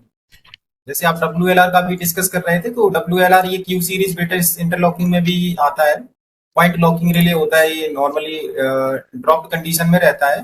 तो आपको ये पता होना सर चाहिए सर कि नॉर्मली पिकअप है या ड्रॉप है, या फिर उसका फुल फॉर्म क्या है, उसका क्या फीचर है, किस काम के लिए होता है, और कब पिकअप होता है, कब ड्रॉप होता है। तो इस प्रकार से अगर आप एक पूरा लिस्ट आउट कर लेंगे, ये लिस्ट बनी भी है ऑलरेडी, ये मैंने कुछ अभी स्लाइड्स डाली थी उसमें ग्रुप पे। तो उसमें एक है, उसमें सिंबल करके, तो इसमें सीमेंस के सारे रिलेज लिखे हुए हैं, और उनका क्या फुल फॉर्म है और क्या फीचर है, कब पिकअप कब ड्रॉप होते हैं। तो इस तरीके से मुझे लगता है MCQ क्वेश्चन आते होंगे आपके एग्जाम में।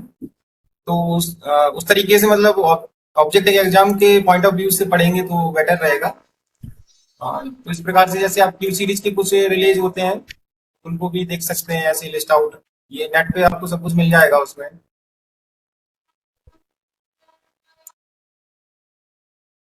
सर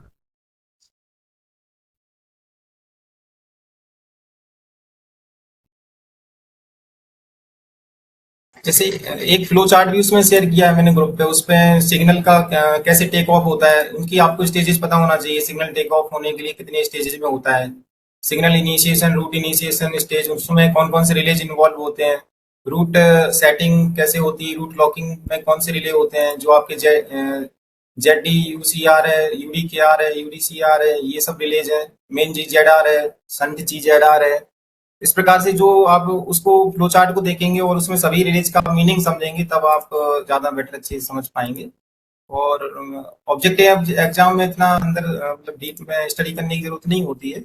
सर उसमें सर क्या सर उसका क्या मतलब है, और क्या ड्रॉप नॉर्मली ड्रॉप रहता है या पिकअप रहता है, किस टाइप का रिले है, जैसे सीमेंस में इंटरलॉक्ड रिले भी होते हैं कुछ।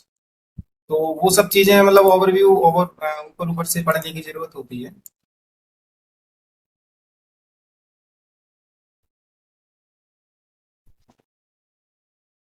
थोड़ा सा ठीक है सर, थोड़ा सा क्या आप लोगों को थोड़ा सा ईआई के बारे में थोड़ा, क्योंकि टाइम भी अब कम है, ईआई के बारे में थोड़ा सा देख लेते हैं सर। क्या ही बताना, उसमें तो ऐसे इसी से आएंगे।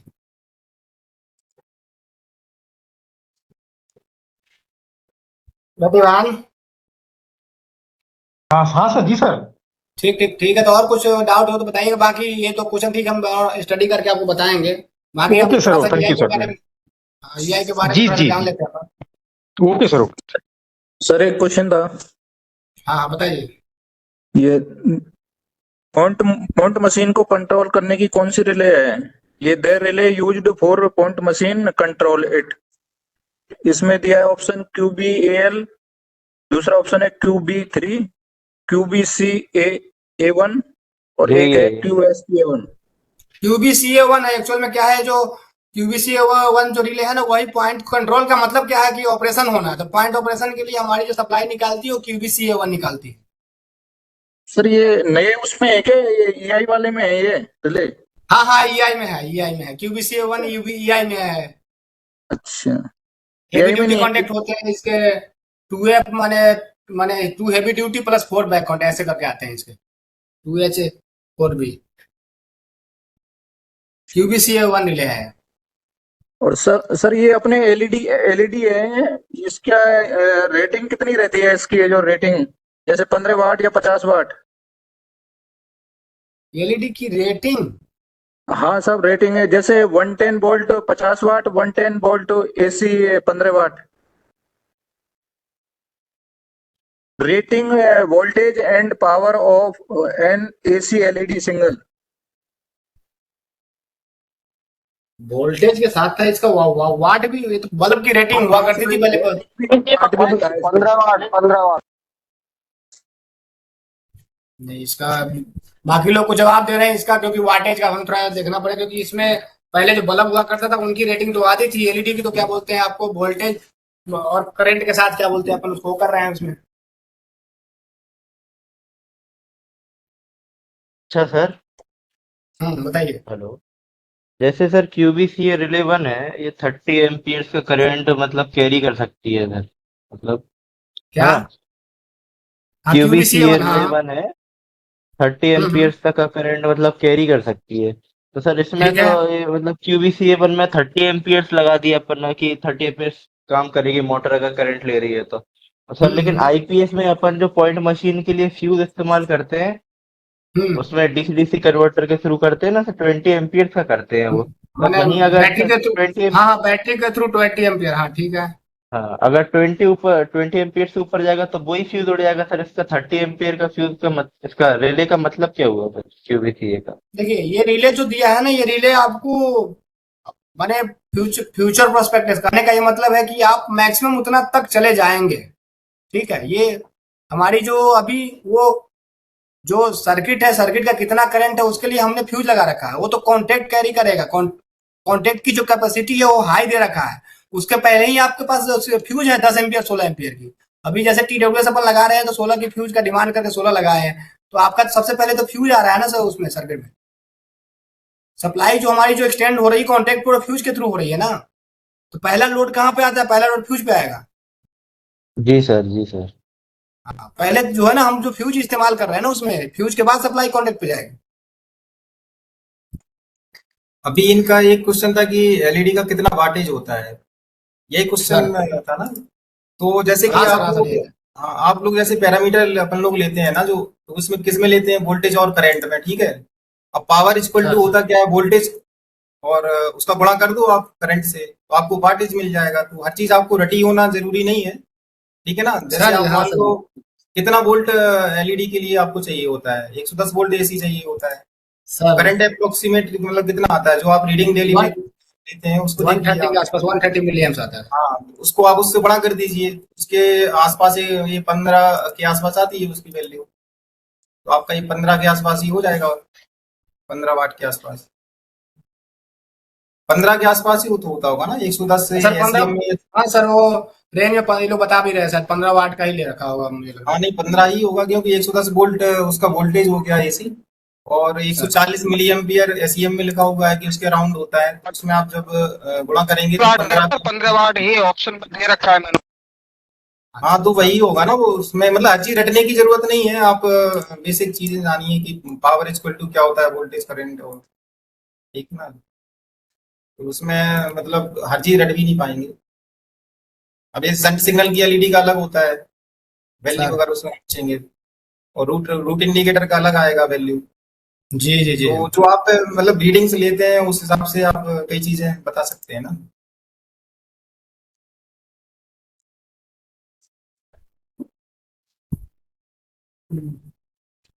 चलिए आगे बढ़े क्या?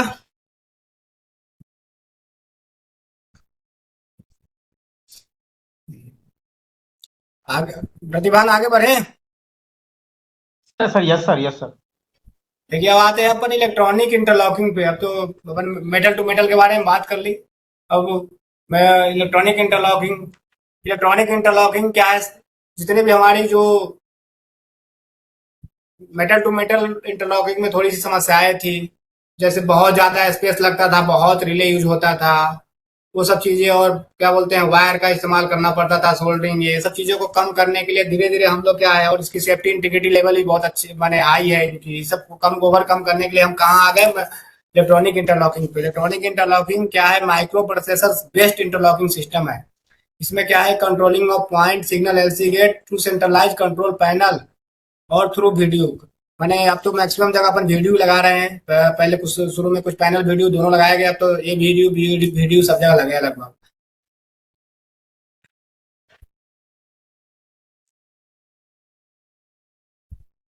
इसका आरडीएसओ स्पेसिफिकेशन जो है 192.2019 वर्जन 2। इसका थोड़ा स्पेसिफिकेशन नंबर थोड़ा ध्यान रखिएगा, क्योंकि ईआई का जो स्पेसिफिकेशन है ये अपना 192/2019 है इसका।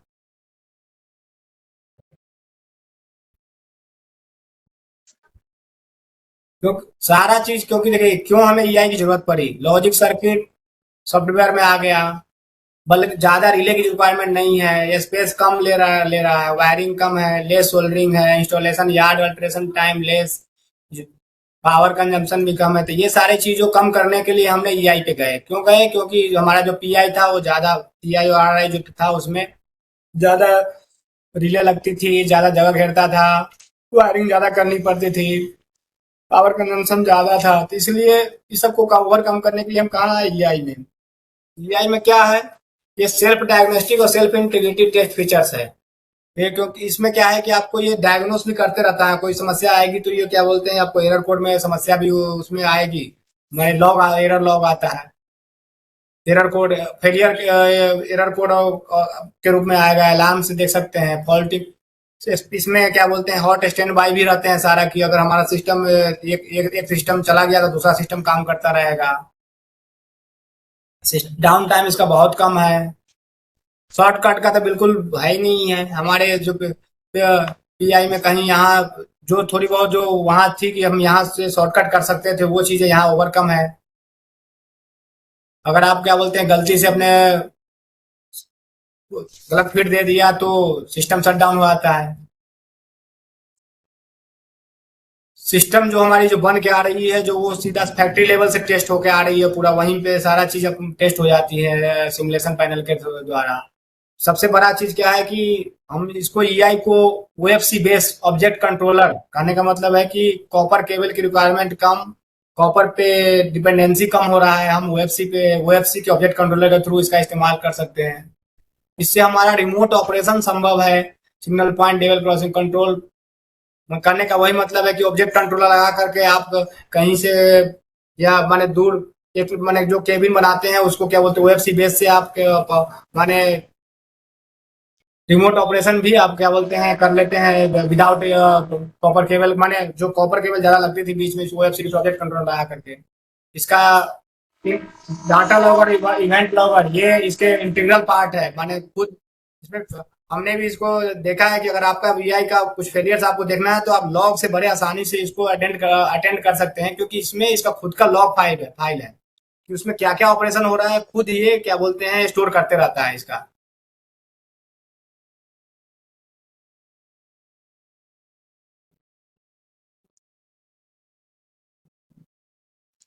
ईआई जो है हमारा पूरा प्रोसेसर बेस्ड पे काम करता है।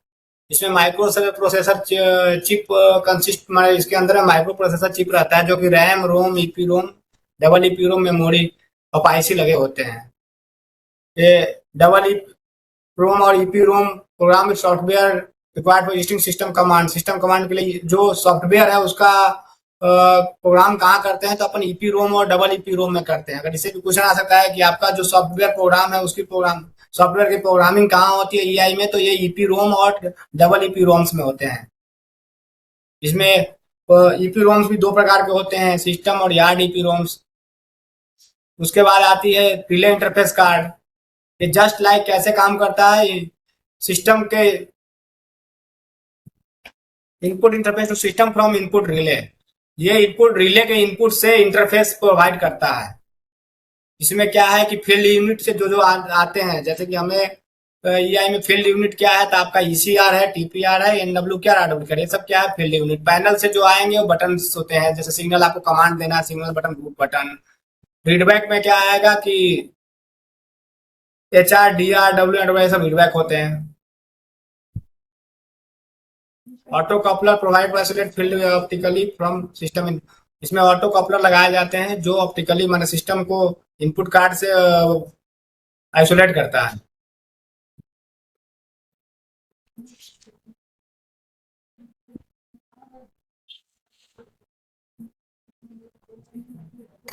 एक इन्होंने वो सीएचएफआर का भी क्वेश्चन पूछा था ना एक। हाँ सर, सीएचएफआर के बारे में पूछा था। हाँ, ये ब्रिटिश इंटरलॉकिंग में होता है, ये क्रैंक कैंडल फ्री रिले होता है इसमें दिया गया है। तो इसमें जब सभी सिग्नल्स की जो नॉब है वो नॉर्मल कंडीशन में रहेगी, मतलब जो उसके सिग्नल नॉब रिवर्स रिले होता है आरआर, वो अगर ड्रॉप्ड कंडीशन में सभी सिग्नल्स के रहते हैं तो उस कंडीशन में ये crank candle free relay pickup रहता है। मतलब आप क्रैंक कैंडल को एक्सट्रैक्ट कर सकते हैं फ्री कंडीशन में। तो ये ब्रिटिश इंटेल मतलब वही मैं बोल रहा था कि सभी रिले जितने भी हैं आपको उसमें सभी जो आप रीसेट की साइट से जो बुक्स आपको मिल जाएंगी उनके नोट्स हैं जो उसमें एक टेबल रहती है कि सभी रिलेज का क्या पूरा नाम है, क्या किस कंडीशन में क्या ये ऑपरेशन उसका होता है। एक तो ये सेकंड, मैं जो रतिवान क्या ऑप्शन था इसका CHFR का? सर नॉर्मली से ड्रॉप था इसमें। ऑप्शन बताना। नॉर्मल ये रिले एक्चुअल में उसके रूट साहब बता रहे हैं ना कि उसके रूट में अगर सारे सिग्नल नॉर्मल रहेंगे जी तब जी ये पिकअप पिकअप पिकअप रहता है सर। सर, एक क्या? मिनट। Option A इसका drops when any one of the point in the group are logged under any root. हाँ ये ड्रॉप हो जाएगी ना, मतलब वैसे इसमें सभी सिग्नल आपके नॉब थोड़ी ना रिवर्स में मतलब करोगे, वो नॉब नॉर्मली रहेगी सभी सिग्नल्स की, उस कंडीशन में ये पिकअप रहता है। कोई भी सिग्नल का नॉब अगर घुमाएंगे सर तो ड्रॉप हो जाएगा, कहने का मतलब ये। हाँ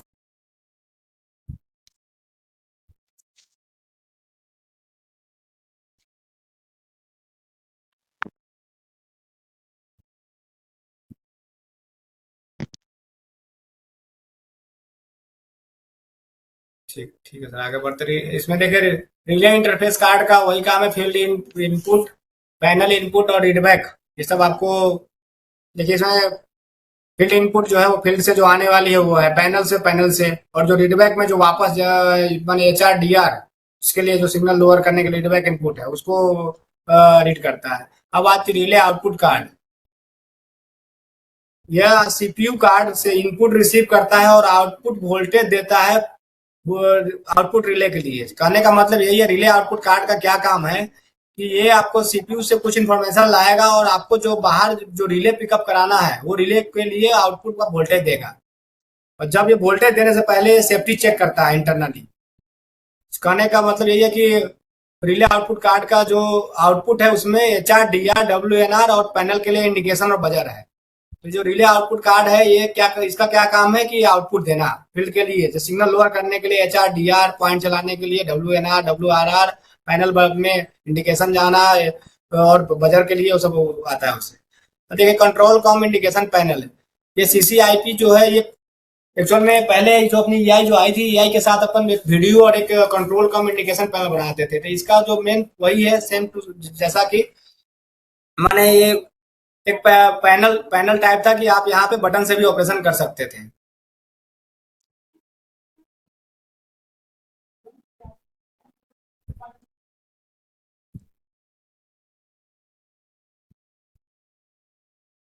ये पैनल उसके बाद आपको आता है पैनल प्रोसेसर में system whose transfer non vital input from CCIP to CIU and also drive panel indication buzzer and counter. ये दोनों के बीच का CCIP और CIU के बीच में एक इंटरफेस का काम करता है। CCIP जो अपन बटन और उस बटन जो भी सिग्नल लोअर करना है, तो इन दोनों के बीच में जो पैनल प्रोसेसर है ये क्या करता है, उनके बीच की एक कड़ी है जो इनका वाइटल इनपुट लेता है, ना वाइटल माने इनपुट लेकर के वाइटल इनपुट आउटपुट को प्रोवाइड करना है।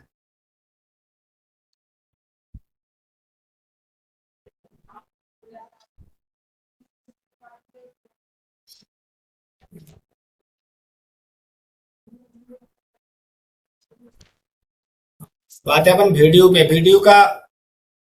वीडियो क्या है, video display unit is a PC based application software. ये क्या है, अपना एक PC बेस्ड एप्लीकेशन सॉफ्टवेयर है। इसका काम ये है कि video is connected to CPU through OFC Ethernet interface, operator can issue command. कहने का मतलब वही है कि वीडियो पे आपका क्या काम है, ऑपरेटर जो है उनको क्या कमांड देना है। आप चाहे बटन बटन दबाइए वहां से, उसके बाद से ये कमांड भेजता है CPU को जब कमांड भेजता है और वहां से जब क्या बोलते हैं वापस तो कमांड वो जब जो आपको जैसे सिग्नल आपको जिस रूट का देना है उसका आपने कमांड भेजा, वापस सिग्नल लोअर होकर के जो दिखता है वो वीडियो पे। तो ये हमारा क्या है, इसका मेन जो है ये एप्लीकेशन सॉफ्टवेयर माने PC बेस्ड एप्लीकेशन सॉफ्टवेयर है जो कि CPU को OFC Ethernet के थ्रू कनेक्ट रहता है, जो कि जिससे हम कमांड भेजते हैं सिग्नल लोअर करने पॉइंट के लिए, गेट के लिए सारा जो कमांड जो भेजते हैं हम वीडियो के थ्रू भेजते हैं। एक मेंटेनेंस टर्मिनल होता है। मेंटेनेंस टर्मिनल जो है हमें बहुत इंपॉर्टेंट है। ये मेंटेनेंस टर्मिनल पीसी का जो मेन है, ये भी पीसी बेस्ड एप्लीकेशन सॉफ्टवेयर है। इसका जो मेन काम है कि हमारे जो भी ईआई में जितने भी इवेंट या लॉग जो हमें देखना है वो सब हम मेंटेनेंस पीसी के थ्रू देखते हैं। सिस्टम का लॉग, फॉल्ट, सारा चीज हम मेंटेनेंस टर्मिनल के थ्रू देखते हैं।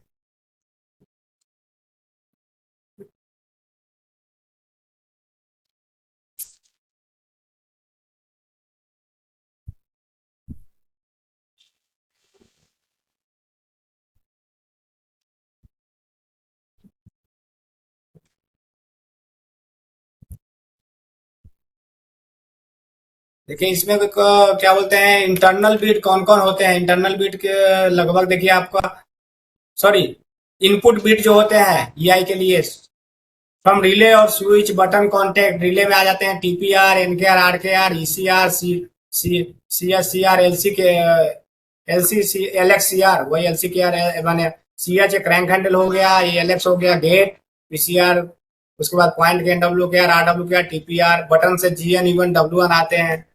अब आउटपुट जो आना है, आउटपुट आउटपुट में पॉइंट के लिए एनडब्ल्यूआर, आरडब्ल्यूआर निकलेगा से इंटरफेस रिले के रूप में। सिग्नल में यूजीआर, एचएचआर, एचआर, डीआर आता है।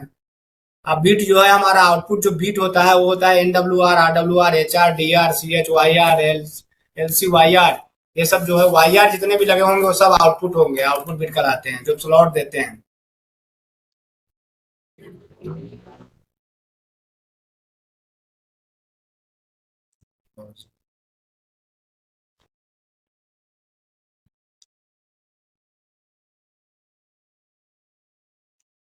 कन्वेंशनल जो हमारे आरआरआई थे उसमें जीएन यूएन बटन दबा देते थे तो बहुत सारे, उसके बाद जीएनआर, यूएनआर, वो आपका सीक्वेंस देखेंगे तो पता चलेगा बहुत सारे रिले पिक। लेकिन जब अपन यहाँ आते हैं सीधा, हमें बटन की सारी रिले हमें कमाओ उसमें सॉफ्टवेयर के रूप में ही मिलते हैं, सब लॉजिक में होते हैं। सीधा हमें आउटपुट निकलता है। सिग्नल आपने दिया तो सीधा एचआर, डीआर बाहर पिकअप होते हैं। पॉइंट आपने क्या बोलते हैं चलाया तो उसके कुछ माने एनडब्ल्यूआर, आरडब्ल्यूआर, पॉइंट का के लिए नॉर्मल के लिए एनडब्ल्यूआर, आरडब्ल्यूआर जाएंगे, फिर सीधा उसके बाद एनडब्ल्यू के आर, आरडब्ल्यू के आर आते हैं। ये सब चीजें क्या बोलते हैं, बहुत सारे रिले ओवरकम करने के लिए हमारी जो ईआई है उसमें बहुत ही माने लगभग 70% रिले वो कम यूज होती है।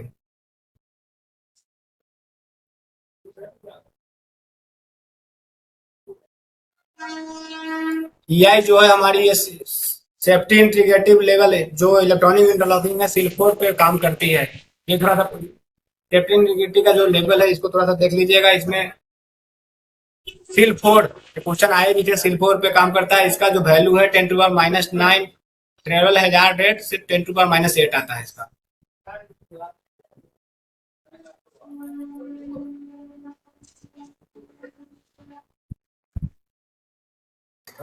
एक इनका क्वेश्चन वो आ जाएगा कि एक ईजीजी एनआर से रिलेटेड एक क्वेश्चन था इनका, नहीं सर तो उसमें ये जो ब्रिटिश इंटरलॉकिंग में लिखा है एक एस्टॉल सब्जेक्ट है उसमें कि ये ईजीजीएनआर मतलब नॉर्मली ड्रॉप रिले होता है, और जब सिग्नल को मान लो थ्रोबैक करना है तो इसमें हमें वो एसएम की कॉन्टेक्ट की फ्रंट कॉन्टेक्ट की जरूरत नहीं पड़ती हुए ईजीजीएन जो बटन है उसको प्रेस करने पे सिग्नल को पुटबैक कर सकते हैं। ये सर्किट में भी मतलब है इसमें डला हुआ, ब्रिटिश इंटरलॉकिंग में होता है। तो ईजीजीएन एनआर रहेगा इनका।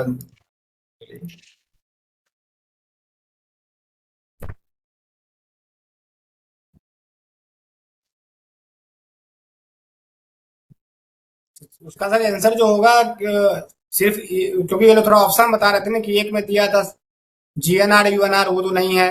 दूसरा में ईजीएनआर अलग से दिया था, एक दिया था कि ईजीएनआर प्लस जीएनआर।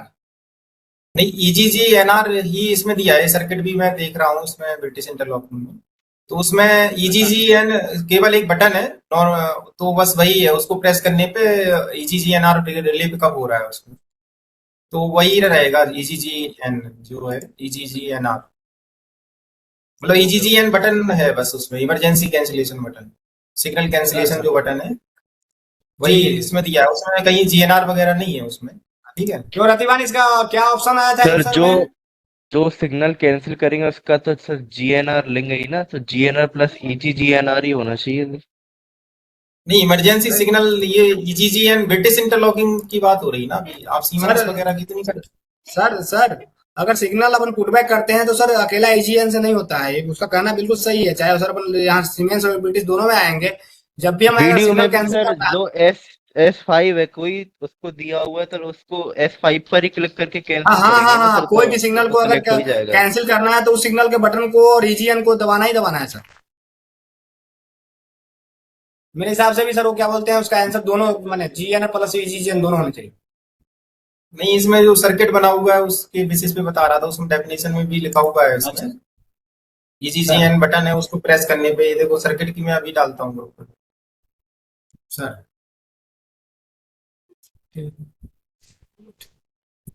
ओके सर, ठीक है सर, आगे वैसे आंसर सही क्या था इनका, आंसर क्या दिया था सर उसमें सही जो हुआ? सर आंसर शीट से क्या आई थी आंसर, इसका क्वेश्चन किसने मिलाया था क्या?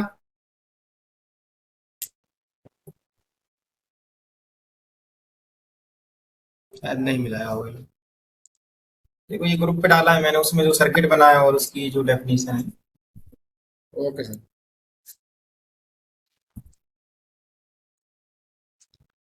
अब इलेक्ट्रॉनिक इंटरलॉकिंग जो हमारी कॉन्फ़िगरेशन है, इसमें रिडंडेंसी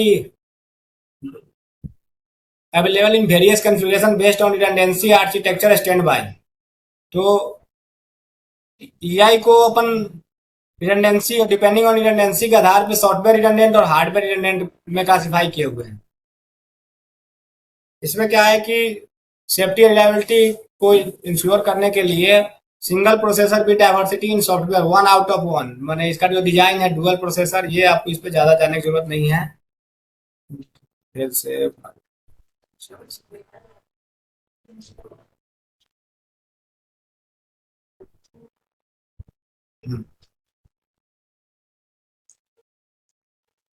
देखिए, सिग्नलिंग में हमारा क्या है कि अनइंटरप्टेड ऑपरेशन हो, इसके लिए हमने ईआई जो हमारे पास जो ईआई लगाए जाते हैं वो नॉर्मली स्टैंड बाई मोड में लगाया है, माने स्टैंड बाई हो। उसमें भी दो तरह के स्टैंड बाई है, two type of standby, hot standby, warm standby. आज के डेट में वार्म स्टैंड बाई तो लगभग यूज हो ही नहीं रहे हैं, सभी जगह हॉट स्टैंड बाई है। हॉट स्टैंड बाई का मतलब क्या है कि आपका दोनों सिस्टम चालू रहेगा, अगर एक सिस्टम में कोई समस्या आएगी तो दूसरा सिस्टम ऑटोमेटिक उस पर लोड चला जाएगा। वार्म स्टैंड बाई अरेंजमेंट जो था पहले चलता था, उसमें क्या था कि वो स्टैंड माने रेडी रहता था, वो माने ऑनलाइन नहीं रहता था, लेकिन वो रेडी होता था कि अगर कोई चीज आया तब जाके वो दोबारा उस पर सब माने लोड शिफ्ट होगा। लेकिन अभी जो मैक्सिमम जो ईआई जो अपन यूज कर रहे हैं, उसमें सभी जगह हॉट स्टैंड बाई अरेंजमेंट में ही यूज कर रहे हैं।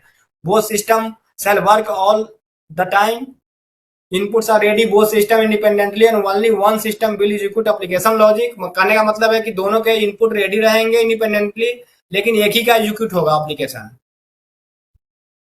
और आउटपुट जो होगा वो क्या बोलते हैं, जो ऑनलाइन सिस्टम रहेगा वही सिस्टम आउटपुट देगा। वो जो हमने बताया था कि वार्म स्टैंड बाई लगभग उसी टाइप का था कि उसमें दूसरा सिस्टम ऑन तो होता था लेकिन ऑनलाइन नहीं होता था, वो रेडी रहता था। इसके बारे में ज्यादा पढ़ने की जरूरत है नहीं।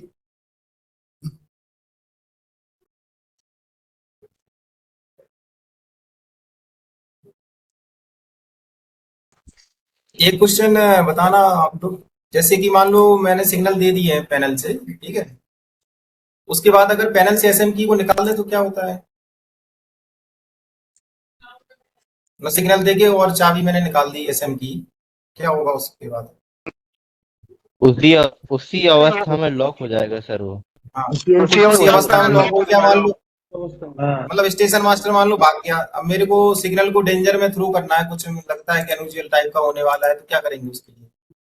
सिग्नल को पुटबैक कैसे करेंगे फिर? सिग्नल कैंसिल हो जाएगा सर। नहीं कैसे करेंगे कैंसिल, का क्या प्रोसीजर रहेगा, क्या मतलब क्या बटन प्रेस करोगे आप? सिग्नल बटन और नहीं सिग्नल बटन और सिग्नल कैंसिल ईजीएन बटन उससे कैंसिल हो जाएगा। अच्छा मेरा एसएम की के सिग्नल बटन प्रेस करने पे कुछ होता है? बिना एसएम की लगाए सिग्नल कैंसिल हो जाते हैं, सिग्नल लोअर नहीं होते, कैंसिल कर सकते हैं मेरा हम। क्वेश्चन ये है, बिना सिग्नल मतलब बिना एसएम की लगाए हुए पैनल पे सिग्नल बटन प्रेस करने पे कुछ होता है कि नहीं होता है? तो तभी मुझे लग रहा है डाउट। एक बार आप सर मतलब ट्राई करके सिग्नल देख सर लोड नहीं होगा। सर सर मेरा जो क्वेश्चन है, बिल्कुल मैंने इसको प्रैक्टिकल किया है कि अगर सिग्नल बटन दबाएंगे तो वो जीएनआर रिले जरूर पिकअप होती है, क्योंकि हमारा जो पीआई जो है सर वो 1 बटन ऑपरेशन नहीं है, 2 बटन ऑपरेशन है। जब हम 2 बटन ऑपरेशन करते हैं तब जाके हमारी सिग्नल लोअर होता है। तो जब भी हम अगर कैंसिल करेंगे तो सर वो जब कभी भी हम अगर बटन दबाएंगे तो वो पर्टिकुलर वो जीएनआर पिकअप होगा। नहीं, वो तो अपन लोग नॉर्मल उसमें से वीडियो की बात कर रहे हैं, जैसे कि मान लो एसएम की अगर मैंने आउट कर दी और उसके बाद अगर आउट करने के बाद बोल रहे हैं सिग्नल नहीं आएगा, सिग्नल लोड आउट नहीं करने होगा के सर। बाद सिग्नल कैंसिल उसमें जीएनआर पिकअप होता है। सिग्नल का कैंसिल करेंगे तो सर क्या बोलते हैं कि हाँ जब बराबर जीएनआर पिकअप होगा उसका, होता एक है बार सर, थोड़ा वो ट्राई पुराने में करके होते थे। देख। ठीक है सर, मैं एक आध जगह प्रैक्टिकल करा के देख पैनल लेता हूँ। पैनल पे पैनल की बात कर रहा हूँ, पैनल पे कैसे करेंगे उसको, पैनल जो अपनी है हाँ हाँ पैनल। बिल्कुल सर, अभी देखो करा लेता हूँ, एसएम की आउट करके कोई सिग्नल लोअर करके एसएम की आउट करके उसको देखते हैं। नहीं, एसएम की आउट करके सिग्नल बटन प्रेस करने पे सिग्नल लोअर तो होगा ही नहीं ना। सिग्नल एसएम लोअर की होने के आउट लिए सर 2 बटन चाहिए ना, नहीं होगा, नहीं होता है। लोअर तो नहीं होगा सर, लोअर नहीं होगा, कैंसिल हो जाएगा।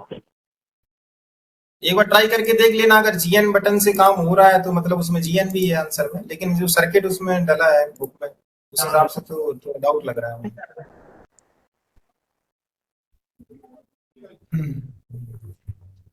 ठीक है, यही जो हम लोग 2 प्रकार से लगभग हमारे यहाँ सिस्टम लगाए गए, सेंट्रलाइज और डिस्ट्रीब्यूटेड। इसका मतलब आप समझ ही रहे हैं, सेंट्रलाइज का मतलब है कि सारा हमारा जो इक्विपमेंट है एक ही जगह सेंटर में रखा होगा। डिस्ट्रीब्यूटेड का मतलब है कि हमारे क्या बोलते हैं कि केबिन सिस्टम बनाए गए सेम, माने फील्ड गियर्स आएंगे, ईआई रूम होगा, ओएफसी कंट्रोल के थ्रू वीडियो पे जाएगा, और ये क्या कहते हैं कि ओएफसी के थ्रू सीसीआईपी जो है हमारे उसमें। अगर वही चीज अगर हमारा डिस्ट्रीब्यूटेड होगा तो केबिन सिस्टम होगा साउथ नॉर्थ सबका, सबके फील्ड गियर आकर के सेंट्रल में आएंगे, सेंट्रल से क्या बोलते हैं वीडियो चलेगा। तो ये तो आपका कहने का मतलब है कि माने 2 प्रकार की ईआई लगाए गए। ईआई में माने वो अरेंजमेंट जो है सेंट्रलाइज और डिस्ट्रीब्यूटेड का है। अब देखिए माइक्रोलॉग टूर ईआई रैक, देखिए इसमें क्या है कि फोटो दिखाया गया है, ये पूरा कैबिनेट जो है माइक्रोलॉग 2 का ईआई रैक इसे बोलते हैं।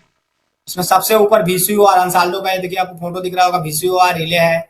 इसमें ये जो अपनी जो माइक्रोलॉग है इसमें क्या बोलते हैं 2 पार्ट में बटे रहते हैं। ऊपर का पूरा सिस्टम 1 के लिए होता है, नीचे वाला सिस्टम 2 के लिए होता है। ये जो आपको इंडिकेशन दिख रहा होगा तीर का, यहाँ पे नीचे वायर लगे हुए हैं, वो इसको बोलते हैं टर्मिनल, माने ट्विन टर्मिनल लगे होते हैं। इससे क्या बोलते हैं आउटपुट वायरिंग होती है। सबसे नीचे जो पावर सप्लाई की वायरिंग है। अब इसमें आप माइक्रो 2 जो इक्विपमेंट है इसकी जो कुछ चीजें है, card file, CPU PCB, power supply PCB, vital output card, input card, ये जो पूरे जो हमारा जो ये जो हम दिखा रहे थे आपको सिस्टम 1 कार्ड फाइल, इस कार्ड फाइल में ये सारे आइटम होते। देखिए कार्ड फाइल में सिस्टम 1 पे माने CPU PCB, power supply PCB, vital input, vital output, non vital input output, VCOR relay, cut off relay जो सबसे ऊपर हो गया, सिंक्रोनाइजेशन पीसीबी और कम्युनिकेशन पीसीबी, ये सारे इनके पार्ट्स हैं। अब देखिए यहाँ से थोड़ा सा एक चीज क्वेश्चन है, etch card file of consist, देखिए ये क्वेश्चन थोड़ा पूछे भी जाते हैं। स्लॉट नंबर 1 से 15 and 20 are used for accumulate non vital और वाइटल इनपुट आउटपुट पीसीबी। कहने का मतलब ये है कि जो हमारा ईआई है इसमें 1 से 15 और 20 में नॉन वाइटल और वाइटल इनपुट आउटपुट पीसीबी के लिए होता है। Non vital input output PCB जो है वो कहाँ लगाए जाएंगे, वो स्लॉट नंबर 1 से लेके 15 और 20 में लगाए जाएंगे। स्लॉट नंबर 16 और 17 माने पावर सप्लाई, अगर पावर सप्लाई के बारे में आपसे पूछा जाएगा तो वो कहाँ होगा, वो स्लॉट नंबर 16 और 17 में होगा। ये क्वेश्चन पूछे भी जाते हैं ईआई में। प्रतिभान सीपीयू कितने नंबर स्लॉट पे लगे होते हैं? 18 18 19, बहुत बढ़िया। ये क्वेश्चन आते भी है कि सीपीयू पीसीबी कहाँ पे होते हैं, तो कितने नंबर स्लॉट में होते हैं सीपीयू? 18 19 में। पावर सप्लाई कितने में होते हैं दिनेश? दिनेश है मीटिंग में?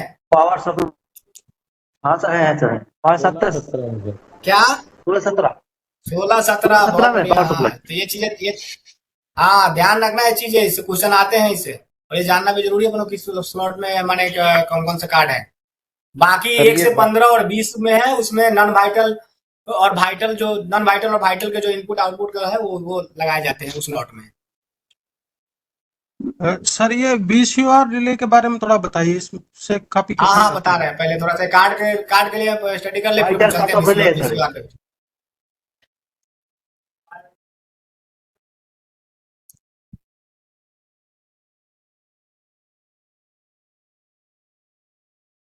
देखिए यहाँ पे आपको ये कार्ड का डिटेल्स दिया गया है। जो पहला नंबर जो स्लॉट है, देखिए इसमें इसको सिंक कार्ड बोलते हैं। ये पूरा हमारे पास जो है, ये जस्ट लाइक हिताची अंसाल्डो का EI बोल सकते हैं आप। देखिए तो ये पहला जो स्लॉट है, इस पे सिंक कार्ड लगा हुआ है। दूसरा जो है ये कॉम कार्ड है। उसके बाद आप ये वाइटल आउटपुट कार्ड हो गए आपके तीसरे नंबर, तीसरे और चौथे।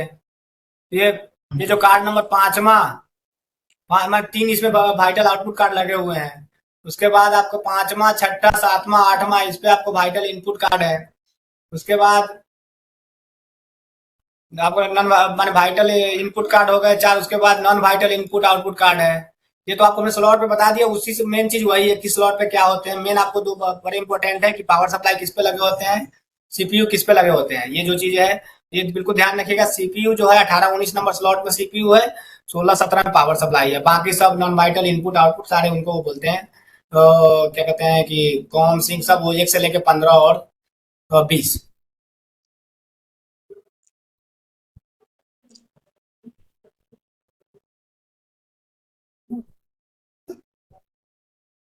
CPU कार्ड को हमेशा कहाँ लगाते हैं, डिफॉल्ट 18-19 में लगाते हैं। ये जो ऑल माइक्रोलॉग एप्लीकेशन के लिए एक ही माने कॉमन होता है। इसकी कंट्रोलिंग जो होता है, इसका प्रोसेसर है, इसका नाम है मोटरोला 68332। इतना अंदर जाने की जरूरत नहीं है इसके EI में किस तरीके के क्वेश्चन मतलब पूछे जाते हैं जनरली एग्जाम में? वाइटर आउटपुट है, वाइटर इनपुट है। हाँ वाइटल इनपुट क्या है, वाइटल आउटपुट क्या है, ये पूछते हैं इनसे। वाइटल उसके क्या बाद सर है? ये स्लॉट का ही पूछता है कि CPU किस स्लॉट पे होते हैं।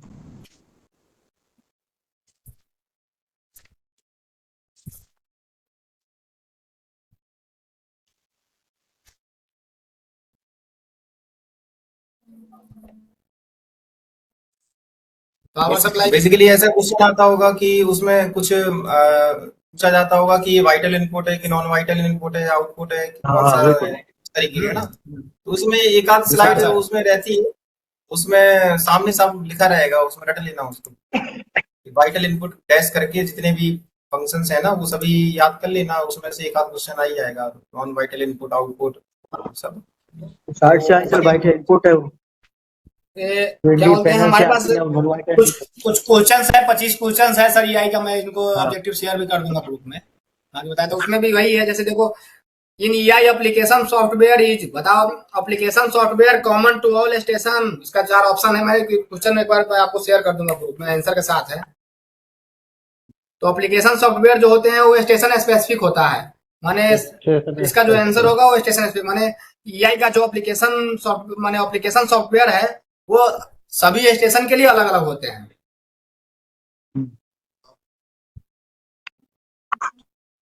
एक बार उसको बोलो आशी तो देख लेगा आप।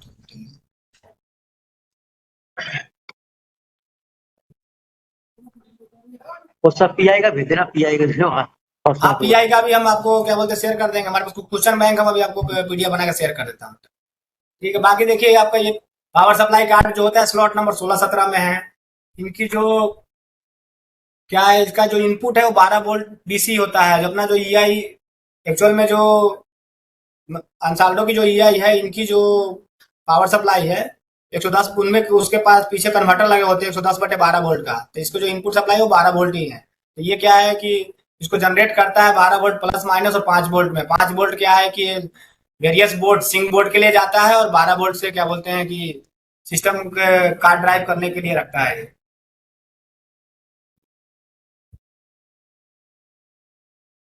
जब कोई वाइटल कट ऑफ रिले के बारे में पूछ रहे थे, ये ऑल वाइटल आउटपुट माने जितने भी आउटपुट होते हैं, वाइटल आउटपुट की मतलब होता है HRDR। सबसे इंपॉर्टेंट क्या है, सिग्नल का जो सिग्नल पीला हरा होना, जितने भी वाइटल आउटपुट है हमारे, वो सब VCOR रिले कंट्रोल करता है।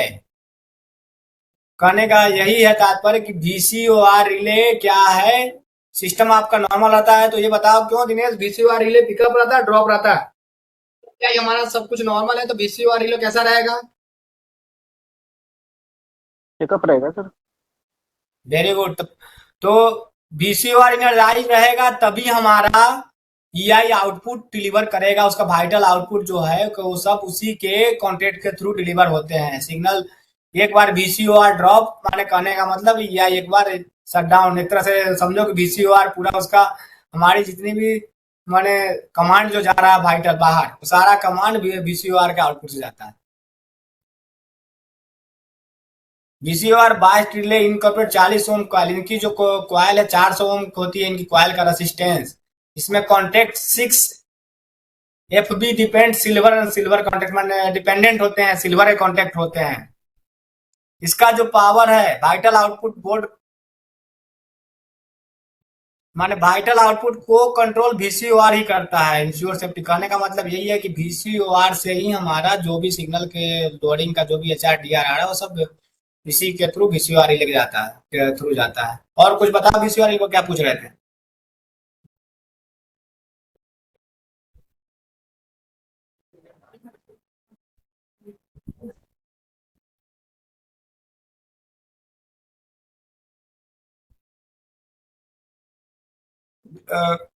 प्रतिभान, दिनेश, और कुछ पूछ रहे थे बताओ। बाकी इसका हमारे पास ऑब्जेक्टिव क्वेश्चन है, एक 25 हम सर शेयर कर देंगे। बाकी इसका भी है, एक PI का हम क्वेश्चन है वीडियो सर बना के इसी भी का क्वेश्चन तुम लोग क्या EI का ही सर एक क्वेश्चन है इसमें है the CPU card in EI is loaded with option A है non vital data only, option B है application logic and executive logic, application logic, application logic. यही है हाँ, सर, यही है। बताइए। तीसरा है आउटपुट रिले स्टेटस, चौथा है ऑपरेटिंग पैरामीटर ओनली। सबसे हाँ, पहला कुछ जो आप बोला ना कि लॉजिक CPU जो सेकेंड ऑप्शन क्या बोल रहे थे? सेकंड था ऑप्शन दूसरा option application logic and executive logic. हाँ, तो पहला CPU जो था हर्ट है नॉन ना उसका वाइटल। मेन हाँ काम। हाँ बिल्कुल वही वही एप्लीकेशन लॉजिक और क्या बोलते हैं CPU, पूरा CPU का वही काम है उसका।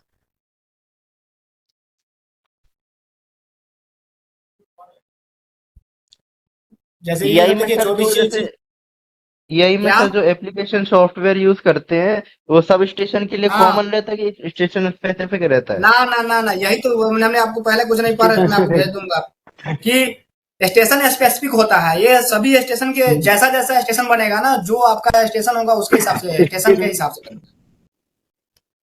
ठीक है, स्टेशन कंडीशन में वो करता जिसमें है। माने सर जो शायद एप्लीकेशन एप्लीकेशन रिक्वायरमेंट सॉफ्टवेयर है वो स्टेशन स्पेसिफिक होता है।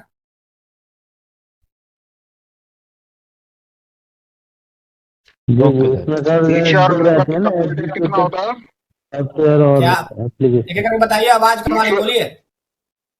VCR रिले का पिकअप वोल्टेज। अच्छा, VCOR रिले का पिकअप वोल्टेज जी सर। 24 वोल्ट DC होगा सर और क्या होगा? VCOR रिलो का 5 वोल्ट होगा वापस सर शायद। सब EI में एक जैसा रहता है क्या? EI का अलग अलग, मेधा का अलग है, आर्चल्डो का अलग है, इनका अलग अलग रहता है। लगभग क्या सॉरी, ये जो स्लॉट का लगभग सबका एक ही जैसा है। ज्यादा हमें लग रहा है कि ज्यादा अंतर है, और थोड़ा डीपली पढ़ेंगे तब मेन जो इनपुट आउटपुट कार्ड और ये सब जो कहाँ लगा सभी का, ये तो ये कि मैंने ये तो पूरा आरडीएस स्पेसिफिकेशन है तो सभी EI का एक जैसा ही होगा। कौन सा कहाँ लगाए गए हैं सबका सप्लाई, और थोड़ा बहुत उनके कार्ड के फंक्शन में चेंजेस हो सकता है, वो चीजें अलग भी हो सकती है, इसका पता नहीं सकता है।